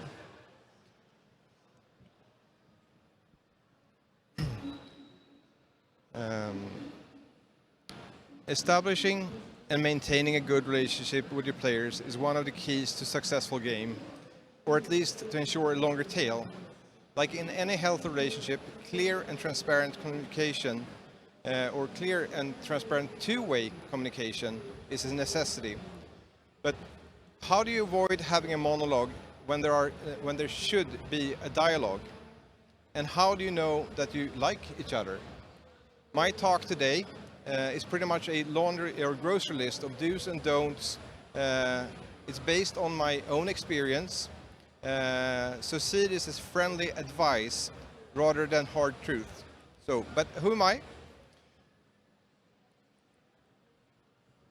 I am, my name is Pim. I'm a 51-year-old father of two, born and raised in Sweden. Started making games in the 80s. My first game I did on my C64 in 1985. Then moved on to study art, so I have a art degree.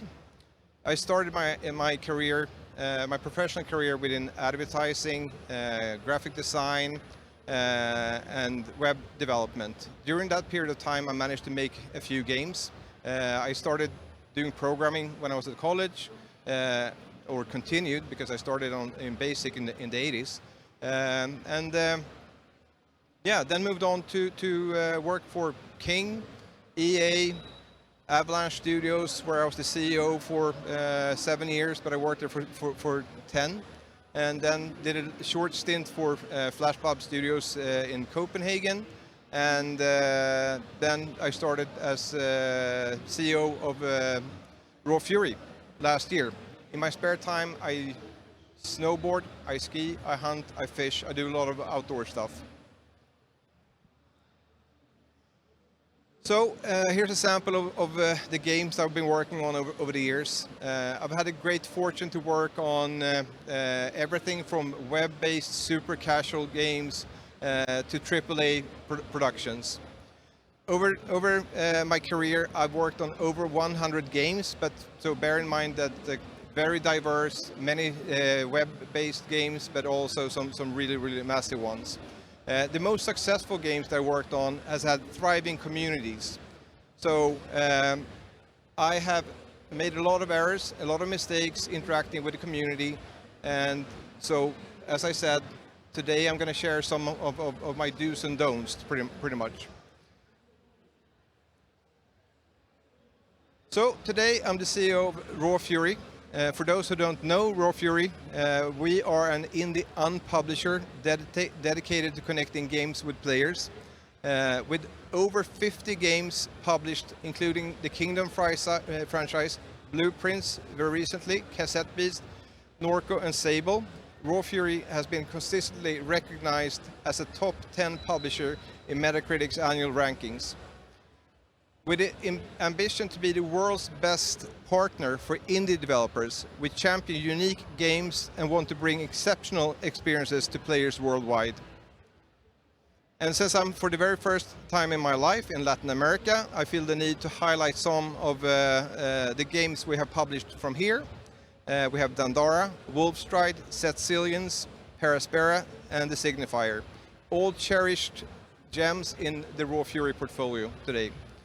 And fun fact is that one of the very first games I was exposed to that was in the signing process when I joined last year was actually a game that was pitched here at Gamescom latam last year. So it's not announced yet, but well, stay tuned and you will know more. I don't want to dwell too much on Raw Fury, but bear with me for a few more slides because it's going to make sense. So, Raw Fury's vision, our reason to exist, is to be recognized as the world's best partner to indie game developers. We are and have always been very developer focused, but to be the best publishing partner for indie developers, we actually have to have a slightly different focus. We need to be player focused. At the very core, there has to be a great game. A great game is, in most cases, very subjective. But for every game created, there is an audience. A group of players that really want to play it. It is our job to find the players that thinks that your game is great. But not just find them, we need to engage and attract them By doing this, we honor the relationship and trust given by the developer. By putting our focus on the potential audience, taking responsibility for the relationship with the player and the community, we will not only please the players and the community, but also our development partner, our Raw Fury team members, and lastly, our owners. Since great games in the hands of the right players means a successful relationship with equals great business and everyone is happy, right? Therefore, our mission as a company is pretty straightforward. That is connecting games with players. So we are in the relationship business. You could say that we're matchmakers, and I have been a professional matchmaker my entire career, connecting products and brands with people for the past 30 years. Getting games in the hands of players most recently. Since I've been in CEO positions for a long time, it's hard for me to say that I'm a game maker today. I also have very little to contribute when it comes to game design and production. But I don't feel sorry for myself for that, because I take great pride on being a game enabler and a matchmaker. I'm in a fortunate position where I can help developers realize their dreams and goals, as well as connect their games with the right players, but also see new relationships from between us and developers across the globe thrive. In these relationships and releases, these relationships and releases that makes us as a company grow, but also me as a professional. Our part of the relationship with a developer is to fund, guide, and of course add a lot of additional services to ensure the game reaches its full quality potential. While getting to know and understand the game, we will be able to define the target audience, so we know who we will be talking to. So who are the players? What motivates them? This needs to be matched against gameplay and pillars of the game. What other games are these players playing? Where do they hang out? Where can we reach them?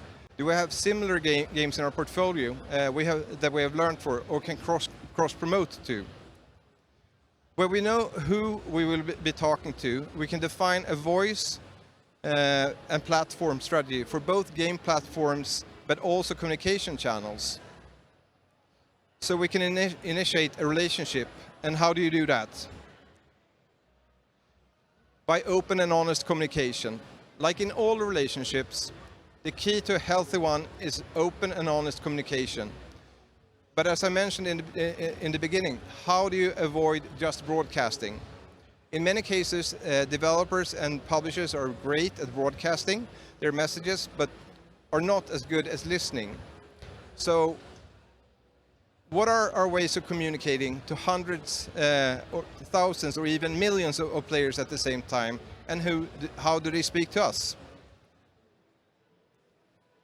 So at the very beginning of a relationship or beginning of the communication, we have the announce. This is where we initiate the communication. We have the players reacting by wishlisting or maybe even follow our games on Steam. They will react through social media. The next step is like us keeping things up to date.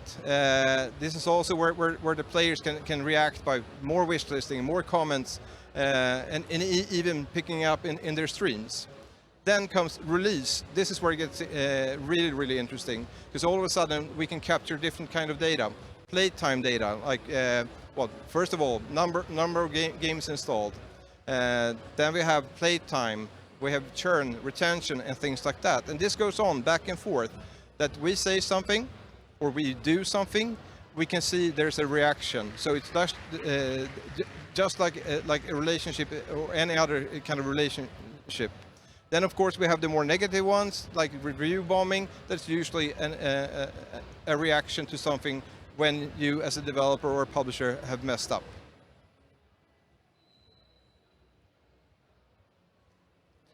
So this is what I talked about, the grocery list, and I'm not saying that this is a complete list, but these are my best suggestions on what to do and what not to do.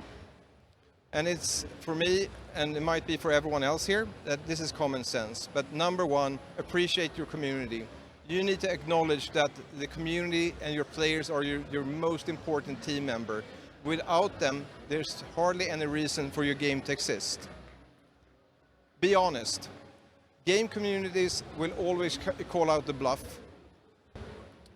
And if you try to cover it up, it's going to be really, really hard to regain broken trust. Be open. Players like to understand what happens under the hood, and they want to feel that they're part of what's happening. But just a side note, don't overshare emotions and don't be emotional. Show that you're listening, be responsive. Post about what you hear from the community. So if you actually are making changes that the community has requested, please highlight that. When I was working as a producer for Battlefield Heroes many years ago, every time we did an update or a change that was based on community feedback, we made a big thing out of this. And this really glued us together with the community in the most possible way. Then, embrace all kinds of feedback, both positive and negative. It can be really, really hard when people are saying bad stuff about your baby. If you're sensitive, use tools to analyze the negative feedback so you get an unbiased and unemotional summary, because you need to hear it. Then, of course, apologize. If you mess up as a developer or as a publisher, don't cover it up. Apologize.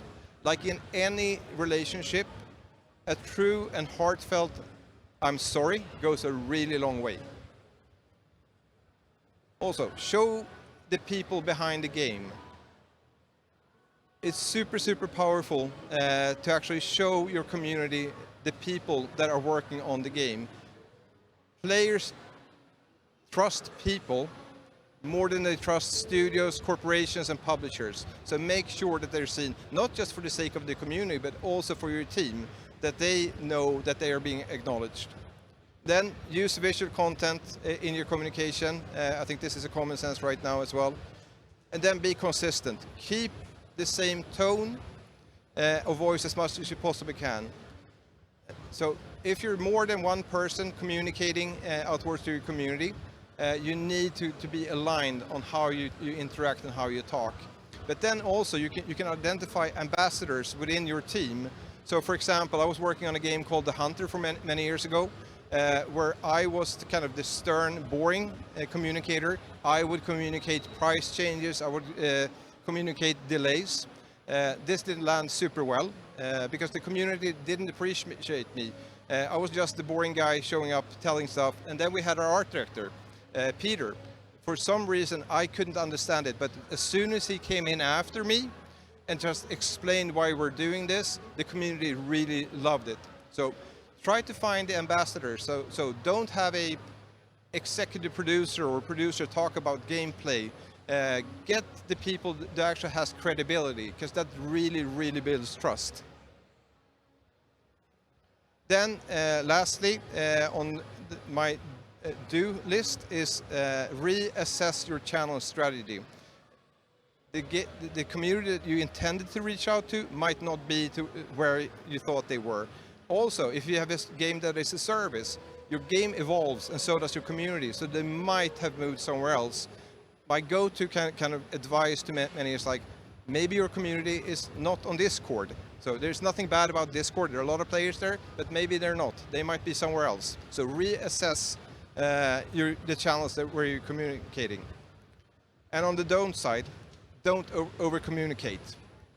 Players love to be in the loop, but communicate when you have real things to say. If your updates becomes bland or routine, and it's just the same thing over and over again, you might wear your community or your players out. And even if you have something super exciting to tell them, every now and then it might be good to hold on to that, because if you have a bunch of players that has churned, a big piece of news can reactivate them. And you do that with a short time span. So if you announce a big change months ahead, they will be super pleased, but they will most likely forget that it's going to happen. And then don't overpromise. And this is a tough one. It's really, really easy to be excited as a developer that, okay, this is our plan, this is going to be amazing. And you tell the community. But if you don't deliver, you have under-delivered. And under-delivering is a sin in a game community, or in many game communities. So this is also where I like to say, be mindful when you start thinking about posting your one-year roadmap, because that is usually a huge undertaking and commitment that you have to deliver on.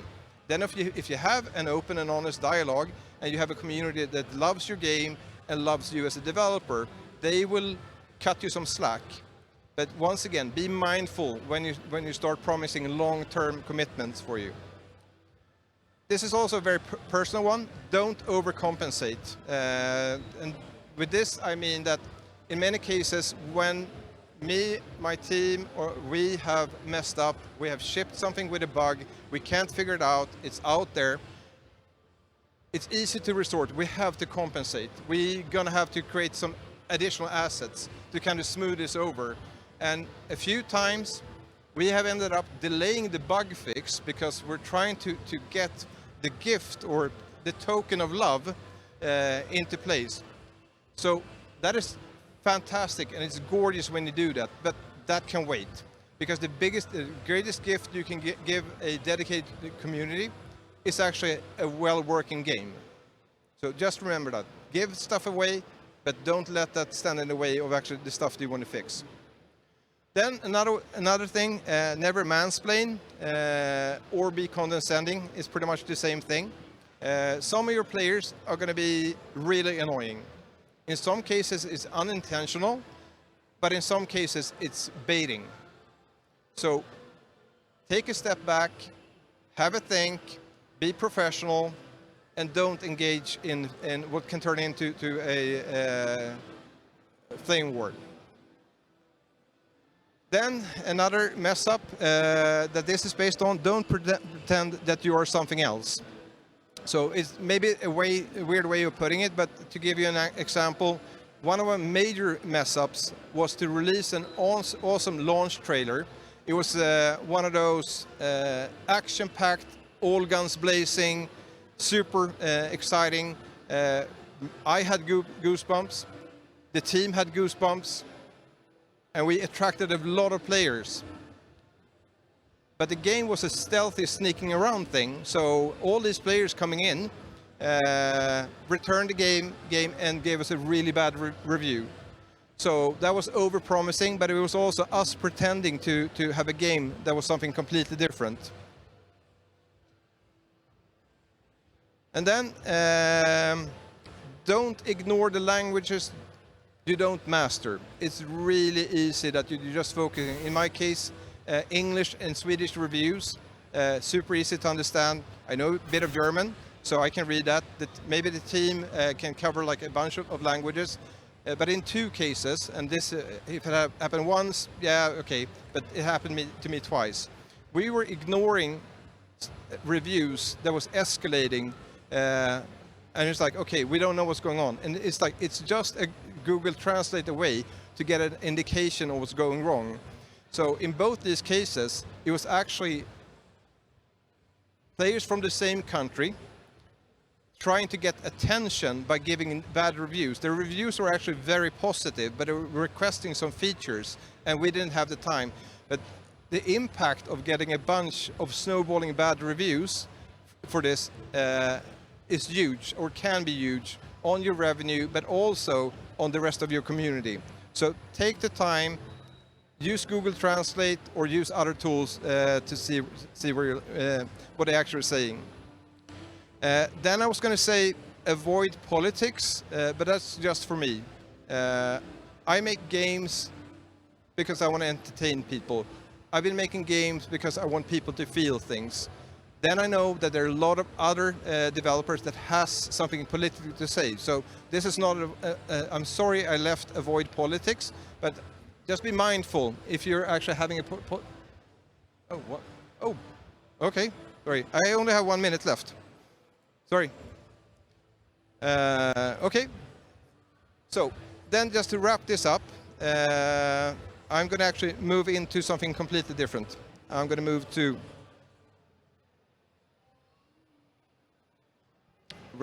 my wrap-up slide. And my wrap-up slide is a quote. I'm not a big fan of quotes, especially in presentations, but I was going to challenge myself. So I picked this one by Tony Shea. Your brand is not what you sell, it's the experience you deliver. And this appeals to me because I am a marketeer, but it also kind of signifies that the game is of course always at the core, but it's also the relationship and how you act as a developer or a publisher. With that, thank you very much, and have a lovely day. Go make great games and interact with your players. Sorry.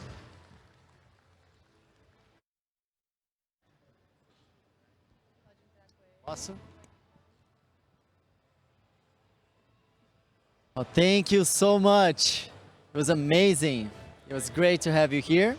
So our team is waiting for you on the back, and I hope we can catch up later. Thank you. Muito interessante, né, galera? Falei para vocês, esse painel aqui foi um dos mais interessantes para mim, mas o próximo talvez seja um dos mais úteis para quem está procurando, né, investidores, para quem está procurando publishers, porque a conversa de agora é sobre uma especialista que recebe muitos pitches de jogos e ajuda as publicadoras a escolherem quais deles são os mais destacados. E hoje ela vai ensinar a gente como que faz para a gente se destacar nessa conversa. Então, vou receber vocês aqui, a Senior Game Scout, Meg Clark. Seja muito bem-vinda. Welcome to the stage. Thank you so much. I can't wait to hear your panel. It's very interesting. So thank you so much for being here with us today. Thank you very much and for having me. And the stage is all yours. Thank you. Hello, everyone. Can you hear me? Nice. Okay, let's get some energy. Okay, so as explained, I am Meg Clark, and I am a Senior Game Scout at Team 17. And this is sort of hopefully helpful to you, but also a plea to kind of make my job a little bit easier as well. How to stand out in my inbox. So as mentioned, I work at Team 17, but my backstory is a little bit weird. I jump all over the place. I'm a bit of a wild card hire, and I've never had the same job twice. So a lot of people ask me how I get into this, and generally it's just building up a network and knowledge about games, not necessarily just playing them, but how they're made, what's risky, what's not risky, and things like that. And right now I'm at Team 17, and I obviously look at pitches and help identify the most exciting ones to take forward for Team 17. So I've only got 20 minutes, so I'm going to keep going. Okay, so what is scouting? A lot of people don't know what a scout is. I get a lot of messages actually about recruitment, but that's not my job. As mentioned, it's my job to find cool and interesting content for the games label. But not everyone who does this job is called a scout, to help you guys when you're looking to pitch to people, to find the right people to pitch to. Sometimes they're known as game scouts. Sometimes they're known as, ooh, I got a little bit static then, sorry. Sometimes they're known as content acquisition, content manager, portfolio manager. So when you're on LinkedIn looking for people to show your game to, these are also people that do that and sort through this and identify cool games. They're not recruiters, and they're not necessarily in charge of company acquisitions. So if you're looking to sell your IP or sell your company, this is not necessarily the right person for you. This is purely looking for kind of publishing deals and helping you with project funding. So here's a few ways to approach publishers. Sometimes, you know, it can feel a bit gatekeeped, especially like if you're a developer that doesn't have a lot of money to travel. So what we'll do is we'll go through a couple of methods about finding publishers and talking to them about your game.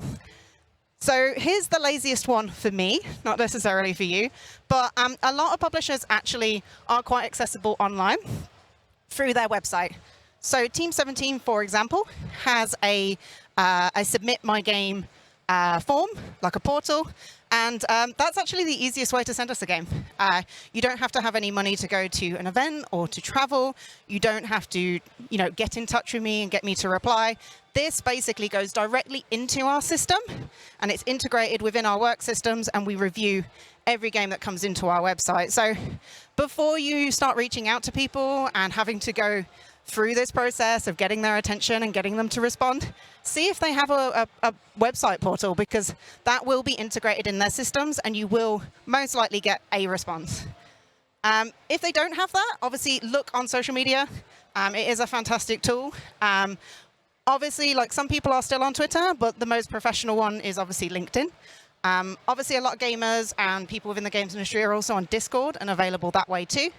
But don't just blindly add people with no explanation of who you are or what you want or how they can help you, because we get a lot of invitations, and a lot of them, unfortunately, aren't helpful to where we are right now, and we don't have a lot of time to go through every single person.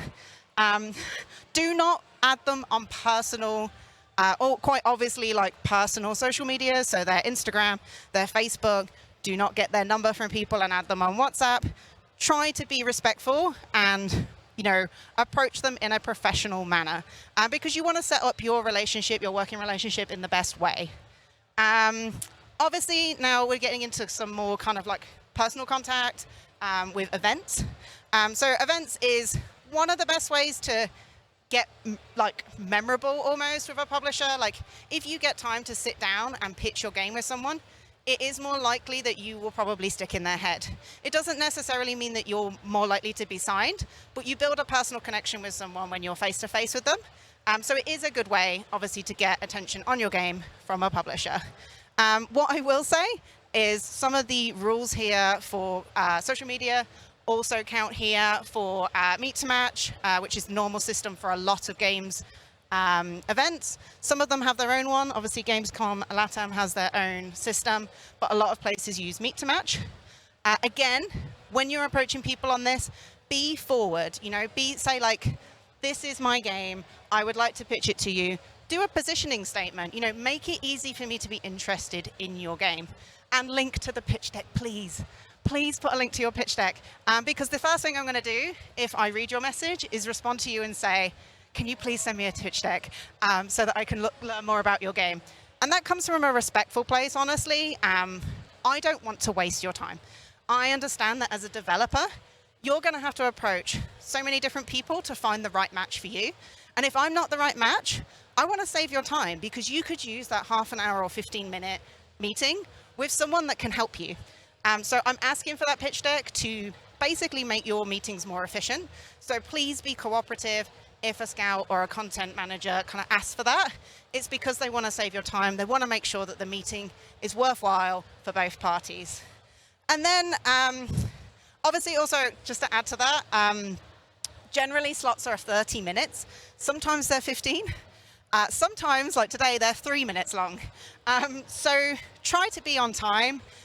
Try to refine your pitch to that 15 minutes or 20 minutes if it's a half an hour slot, so that you have time to actually have a back and forth. Because if you come in and you've timed it and it's 30 minutes exactly, you get there, you sit down, you go, this is my game, da da da da da da da da da, and then somebody might have questions and you've got to shoot off. Especially if you're at a really big event and you've got to run from one booth to another. There's no time to build rapport with that person and to check also that you want to work with them. It's a two-way conversation, so give yourself time like that. And the last one, which I'm not actually that keen on, is cold call, cold email, cold messages. These are, according to data, the least successful ones. But obviously, like, if you can't do any of the other ones, it might be your final option. Again, when you're cold calling or when you're cold emailing, make sure you don't spam the person. Make sure that you're being forward with your communication.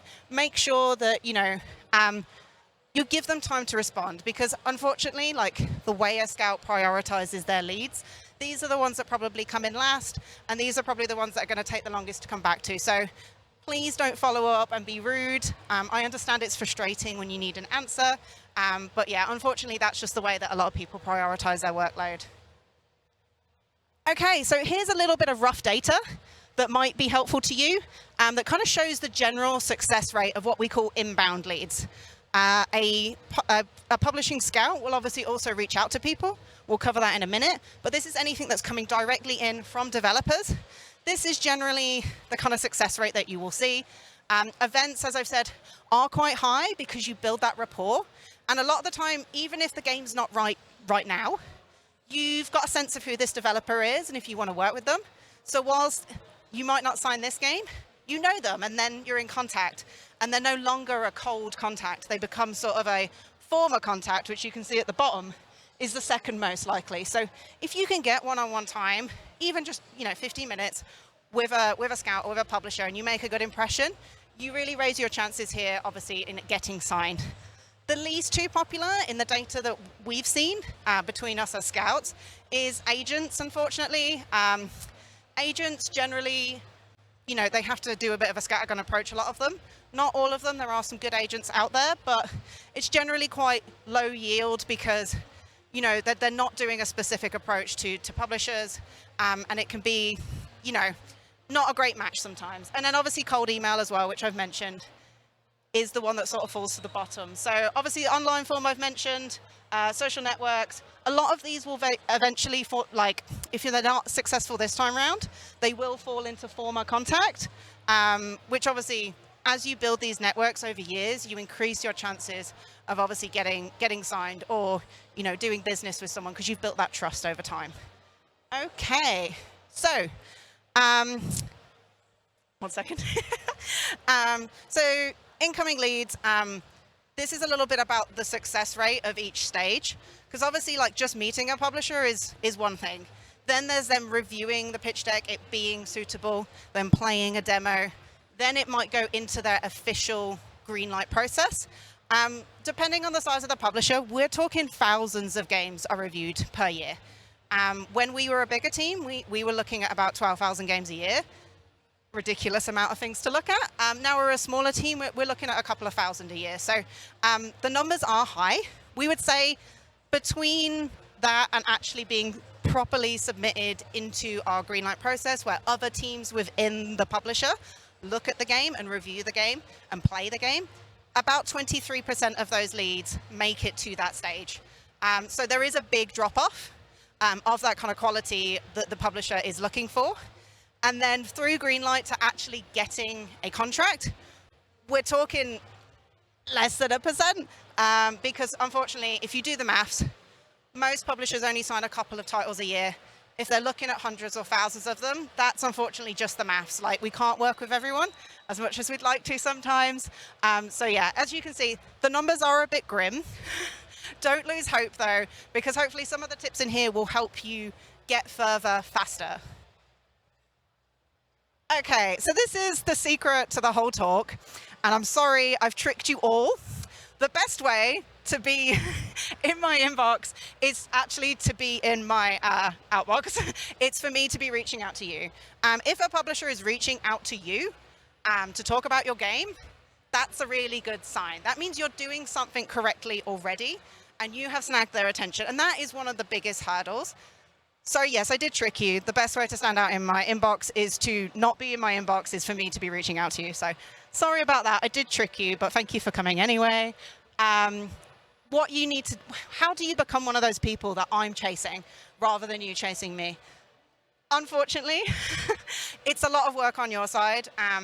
Traction on social media, obviously, if you're doing tweets and it's getting a lot of attention, a lot of replies, if you're getting loads of attention on TikTok, things like that, it obviously brings it to the forefront of our mind, and it shows a demonstrable audience for this game. Cool GIFs and trailers, like game scouts and content people will be looking on, Screenshot Saturday, on Reddit and other places, and we share cool stuff. Sometimes, I'll find a game and it's just not quite right for Team 17, and I'll send it to one of my scout friends and be like, this looks like a cool game for you. You need to have those assets, so you need to create them so that we can share them.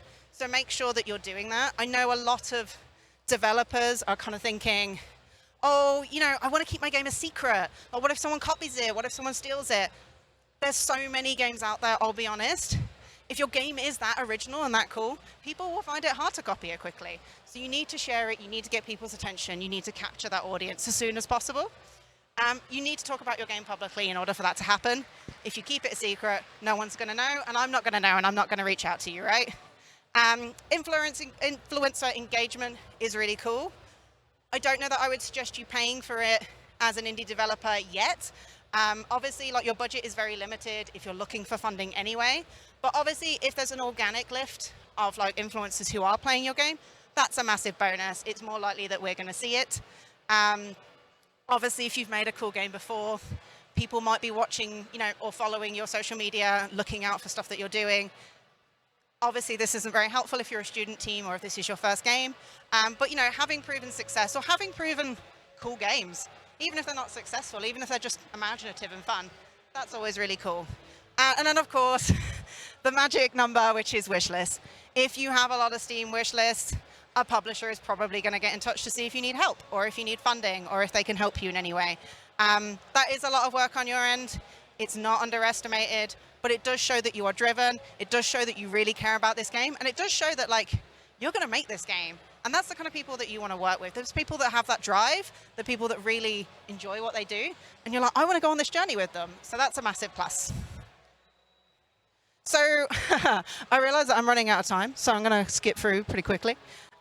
Here's some stuff that you're probably going to need if you're going to start pitching for funding or for a publisher partner. There's lots of different scenarios that we've spoken about where you may be talking to a publisher or trying to get a publisher to talk to you more. So I would say give yourself the most assets that you can for this. Obviously, have a version for you pitching in person. You don't want this to be covered in loads of text. You want this to have punchy, like, pithy points on it. But all of it is about you, your charm, your charisma. You want to work with me. I'm a really exciting person. I'm a really passionate person. But also a version for if you're not there. If, you know, you have to submit it via the online form, or if you're following up. Say you've had a really cool one-to-one meeting with someone at Gamescom and you're saying, okay, I'll follow up. Don't send the light version. Send the version that has all the cool stuff that you said with your mouth written down, because that's the one that they're going to share with their colleagues, and they're going to remember, oh, that point was really cool. I love that they did that. So make sure that that's written down. A GDD. This is controversial, and there will be many scouts that go, no, you don't need this. But I would say, like, further on in our greenlight process at Team 17, we do like to see it. So if you can start working on it sooner, jotting down your ideas, jotting down some of the cool things about your games, the essence of your game written down, people do like to see it. People do like to read what's inside your brain box and go on that journey with you. So if you can, if you have the time, if you work in this way, I would start working on a GDD, just so you've got it. It's a nice to have. Gameplay videos, the easiest, most shareable thing within a company is a video of gameplay. There are, unfortunately, a lot of people within game publishers and within game development that unfortunately don't have time to play games anymore, or are just business people and they don't play a lot of games. And they're not going to be able to boot up your demo and play it and get past that really hard boss. So if you've got a video of it being, you know, beat the boss and see the really cool cutscene, great, like, video it. It's great. It's easy to share. We at Team 17 do not move forward with games that do not have a demo or a prototype or a vertical slice. I normally just say prototype, as long as your prototype shows why your game is special and why people might want to play it. We need that. Not every publisher does, but most of them do at the moment. So I wouldn't start approaching people seriously for money until you've got a prototype nearly ready. Obviously, if you want to just run your idea past people, that's fine. But if a scout is low on time, they may prioritize games that already have a prototype available. And a production plan. This is with your budget as well. You need to be able to say how much money you want if you want money, and where it's going to go. You need to show accountability for that. As a partner, you need to be transparent with where you're going to be spending the money. There we go, budget. I knew I'd put it somewhere. Okay, so what needs to be in that pitch document specifically? Budget, need to see where that money's being spent, need to see why you need it. Player experience. So many people will start a pitch 2,000 years ago in my game. This thing happened and this warrior princess, and that's lovely, but What do I do as a player? Like, tell me about that. That's the thing that hooks me. Tell me about who's going to play it and why they're going to play it. Tell me about you guys. Why are you making this game? How did you guys meet? We love a story. We want to know who we're going to be working with. Tell us what your needs are. You would not believe the amount of pitches that I get that do not tell me what they want from me. Tell me what you want. This is a partnership. It's got to be give and take. Also, the timeline, we've mentioned that before. It's important to know when you're planning for this to come out so that if things go over budget or over time, we can calculate that. And generally, a summary slide. All the major points on the last slide. Perfect, thank you. That saves me so much time as a game scout. I'll love you forever. Please put in a summary slide. What should be in your demo is a really big question that I get a lot of the time. And you're going to hate my answer. You need to decide what's in your demo.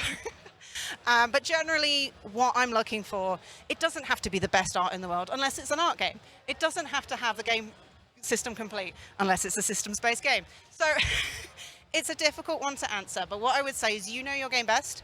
You know what the essence of this game is. You know what the USP is. Make sure that that is demonstrated. It doesn't have to be finished, but like, you know, an amuse-bouche. Tell me why this is exciting. Have a little bit of onboarding if you can in the game demo. If you can't, send us a document with it written down. Nothing worse than being really excited about a pitch, loading up the demo, not being able to play it because there's no instructions and it's not clear. Make your cutscenes skippable, please. I know you spent loads of time on them and they are really cool and I will watch it the first time. But if I keep dying, because I'm not the best at playing games sometimes, I will want to skip them, especially if there's a lot of dialogue. Please try to make sure there's no super major bugs, because when I get really excited about a game and then I share it with my team and they come back to me and they're like, I can't get anywhere, it's broken. It really kills the buzz. So yeah, also if you can do hotkeys to the important bits of your game, that's a real hot tip. It means that we can skip ahead and show all the best bits to the people that need to say yes to give you money. I've got 41 seconds. These are also good. Do these. Game pillars are great. Wish lists, if you've got them, tell us by what territory. Trailers, percentages of what's done and what's not. All of this, super good. Take a picture. Timeline expectations. Plan for 6 months. It takes a long time to get decisions from publishers. We're working on it. We're very sorry. Pitching can take a couple of weeks, a couple of months, depending on if you're doing it in person or if you're doing it online. Demo feedback can take days, can take weeks, can take months, depending on the size of the publisher. I put internal garbage. That sounds really disrespectful. I'm sorry about that, but it can take a while. And then again, once you've got the offer, there is a lot of back and forth between lawyers, between getting stuff done. So make sure that you're planning for that. And this is the last point. I'm sorry, I am overrunning. I'll be very quick. Why isn't anyone responding to you is what I get asked a lot. Here's a few things to check before you start spamming someone. Are you further enough along in development for somebody to get back to you with useful information about your game? Check that you're talking to the right person. Check that you're talking to the right publisher. You know, do some research and it will go a long way. Check that you've included all of the attachments. Check that you've included your pitch deck. And generally just do your research. Be polite, be kind. And unfortunately, at the end of the day, sometimes someone doesn't get back to you because at this moment in time, this particular concept isn't seen as commercial on the market. And that could be our mistake. I will put my hands up and say, there have been times where a game, we've not got it, and it's come out and it has done gangbusters. So a lot of the time, we are wrong. But these are a few of the reasons that people might not be responding to you. It's not personal, is the number one thing to take away from this. It is just a case of numbers. I wish you the best of luck.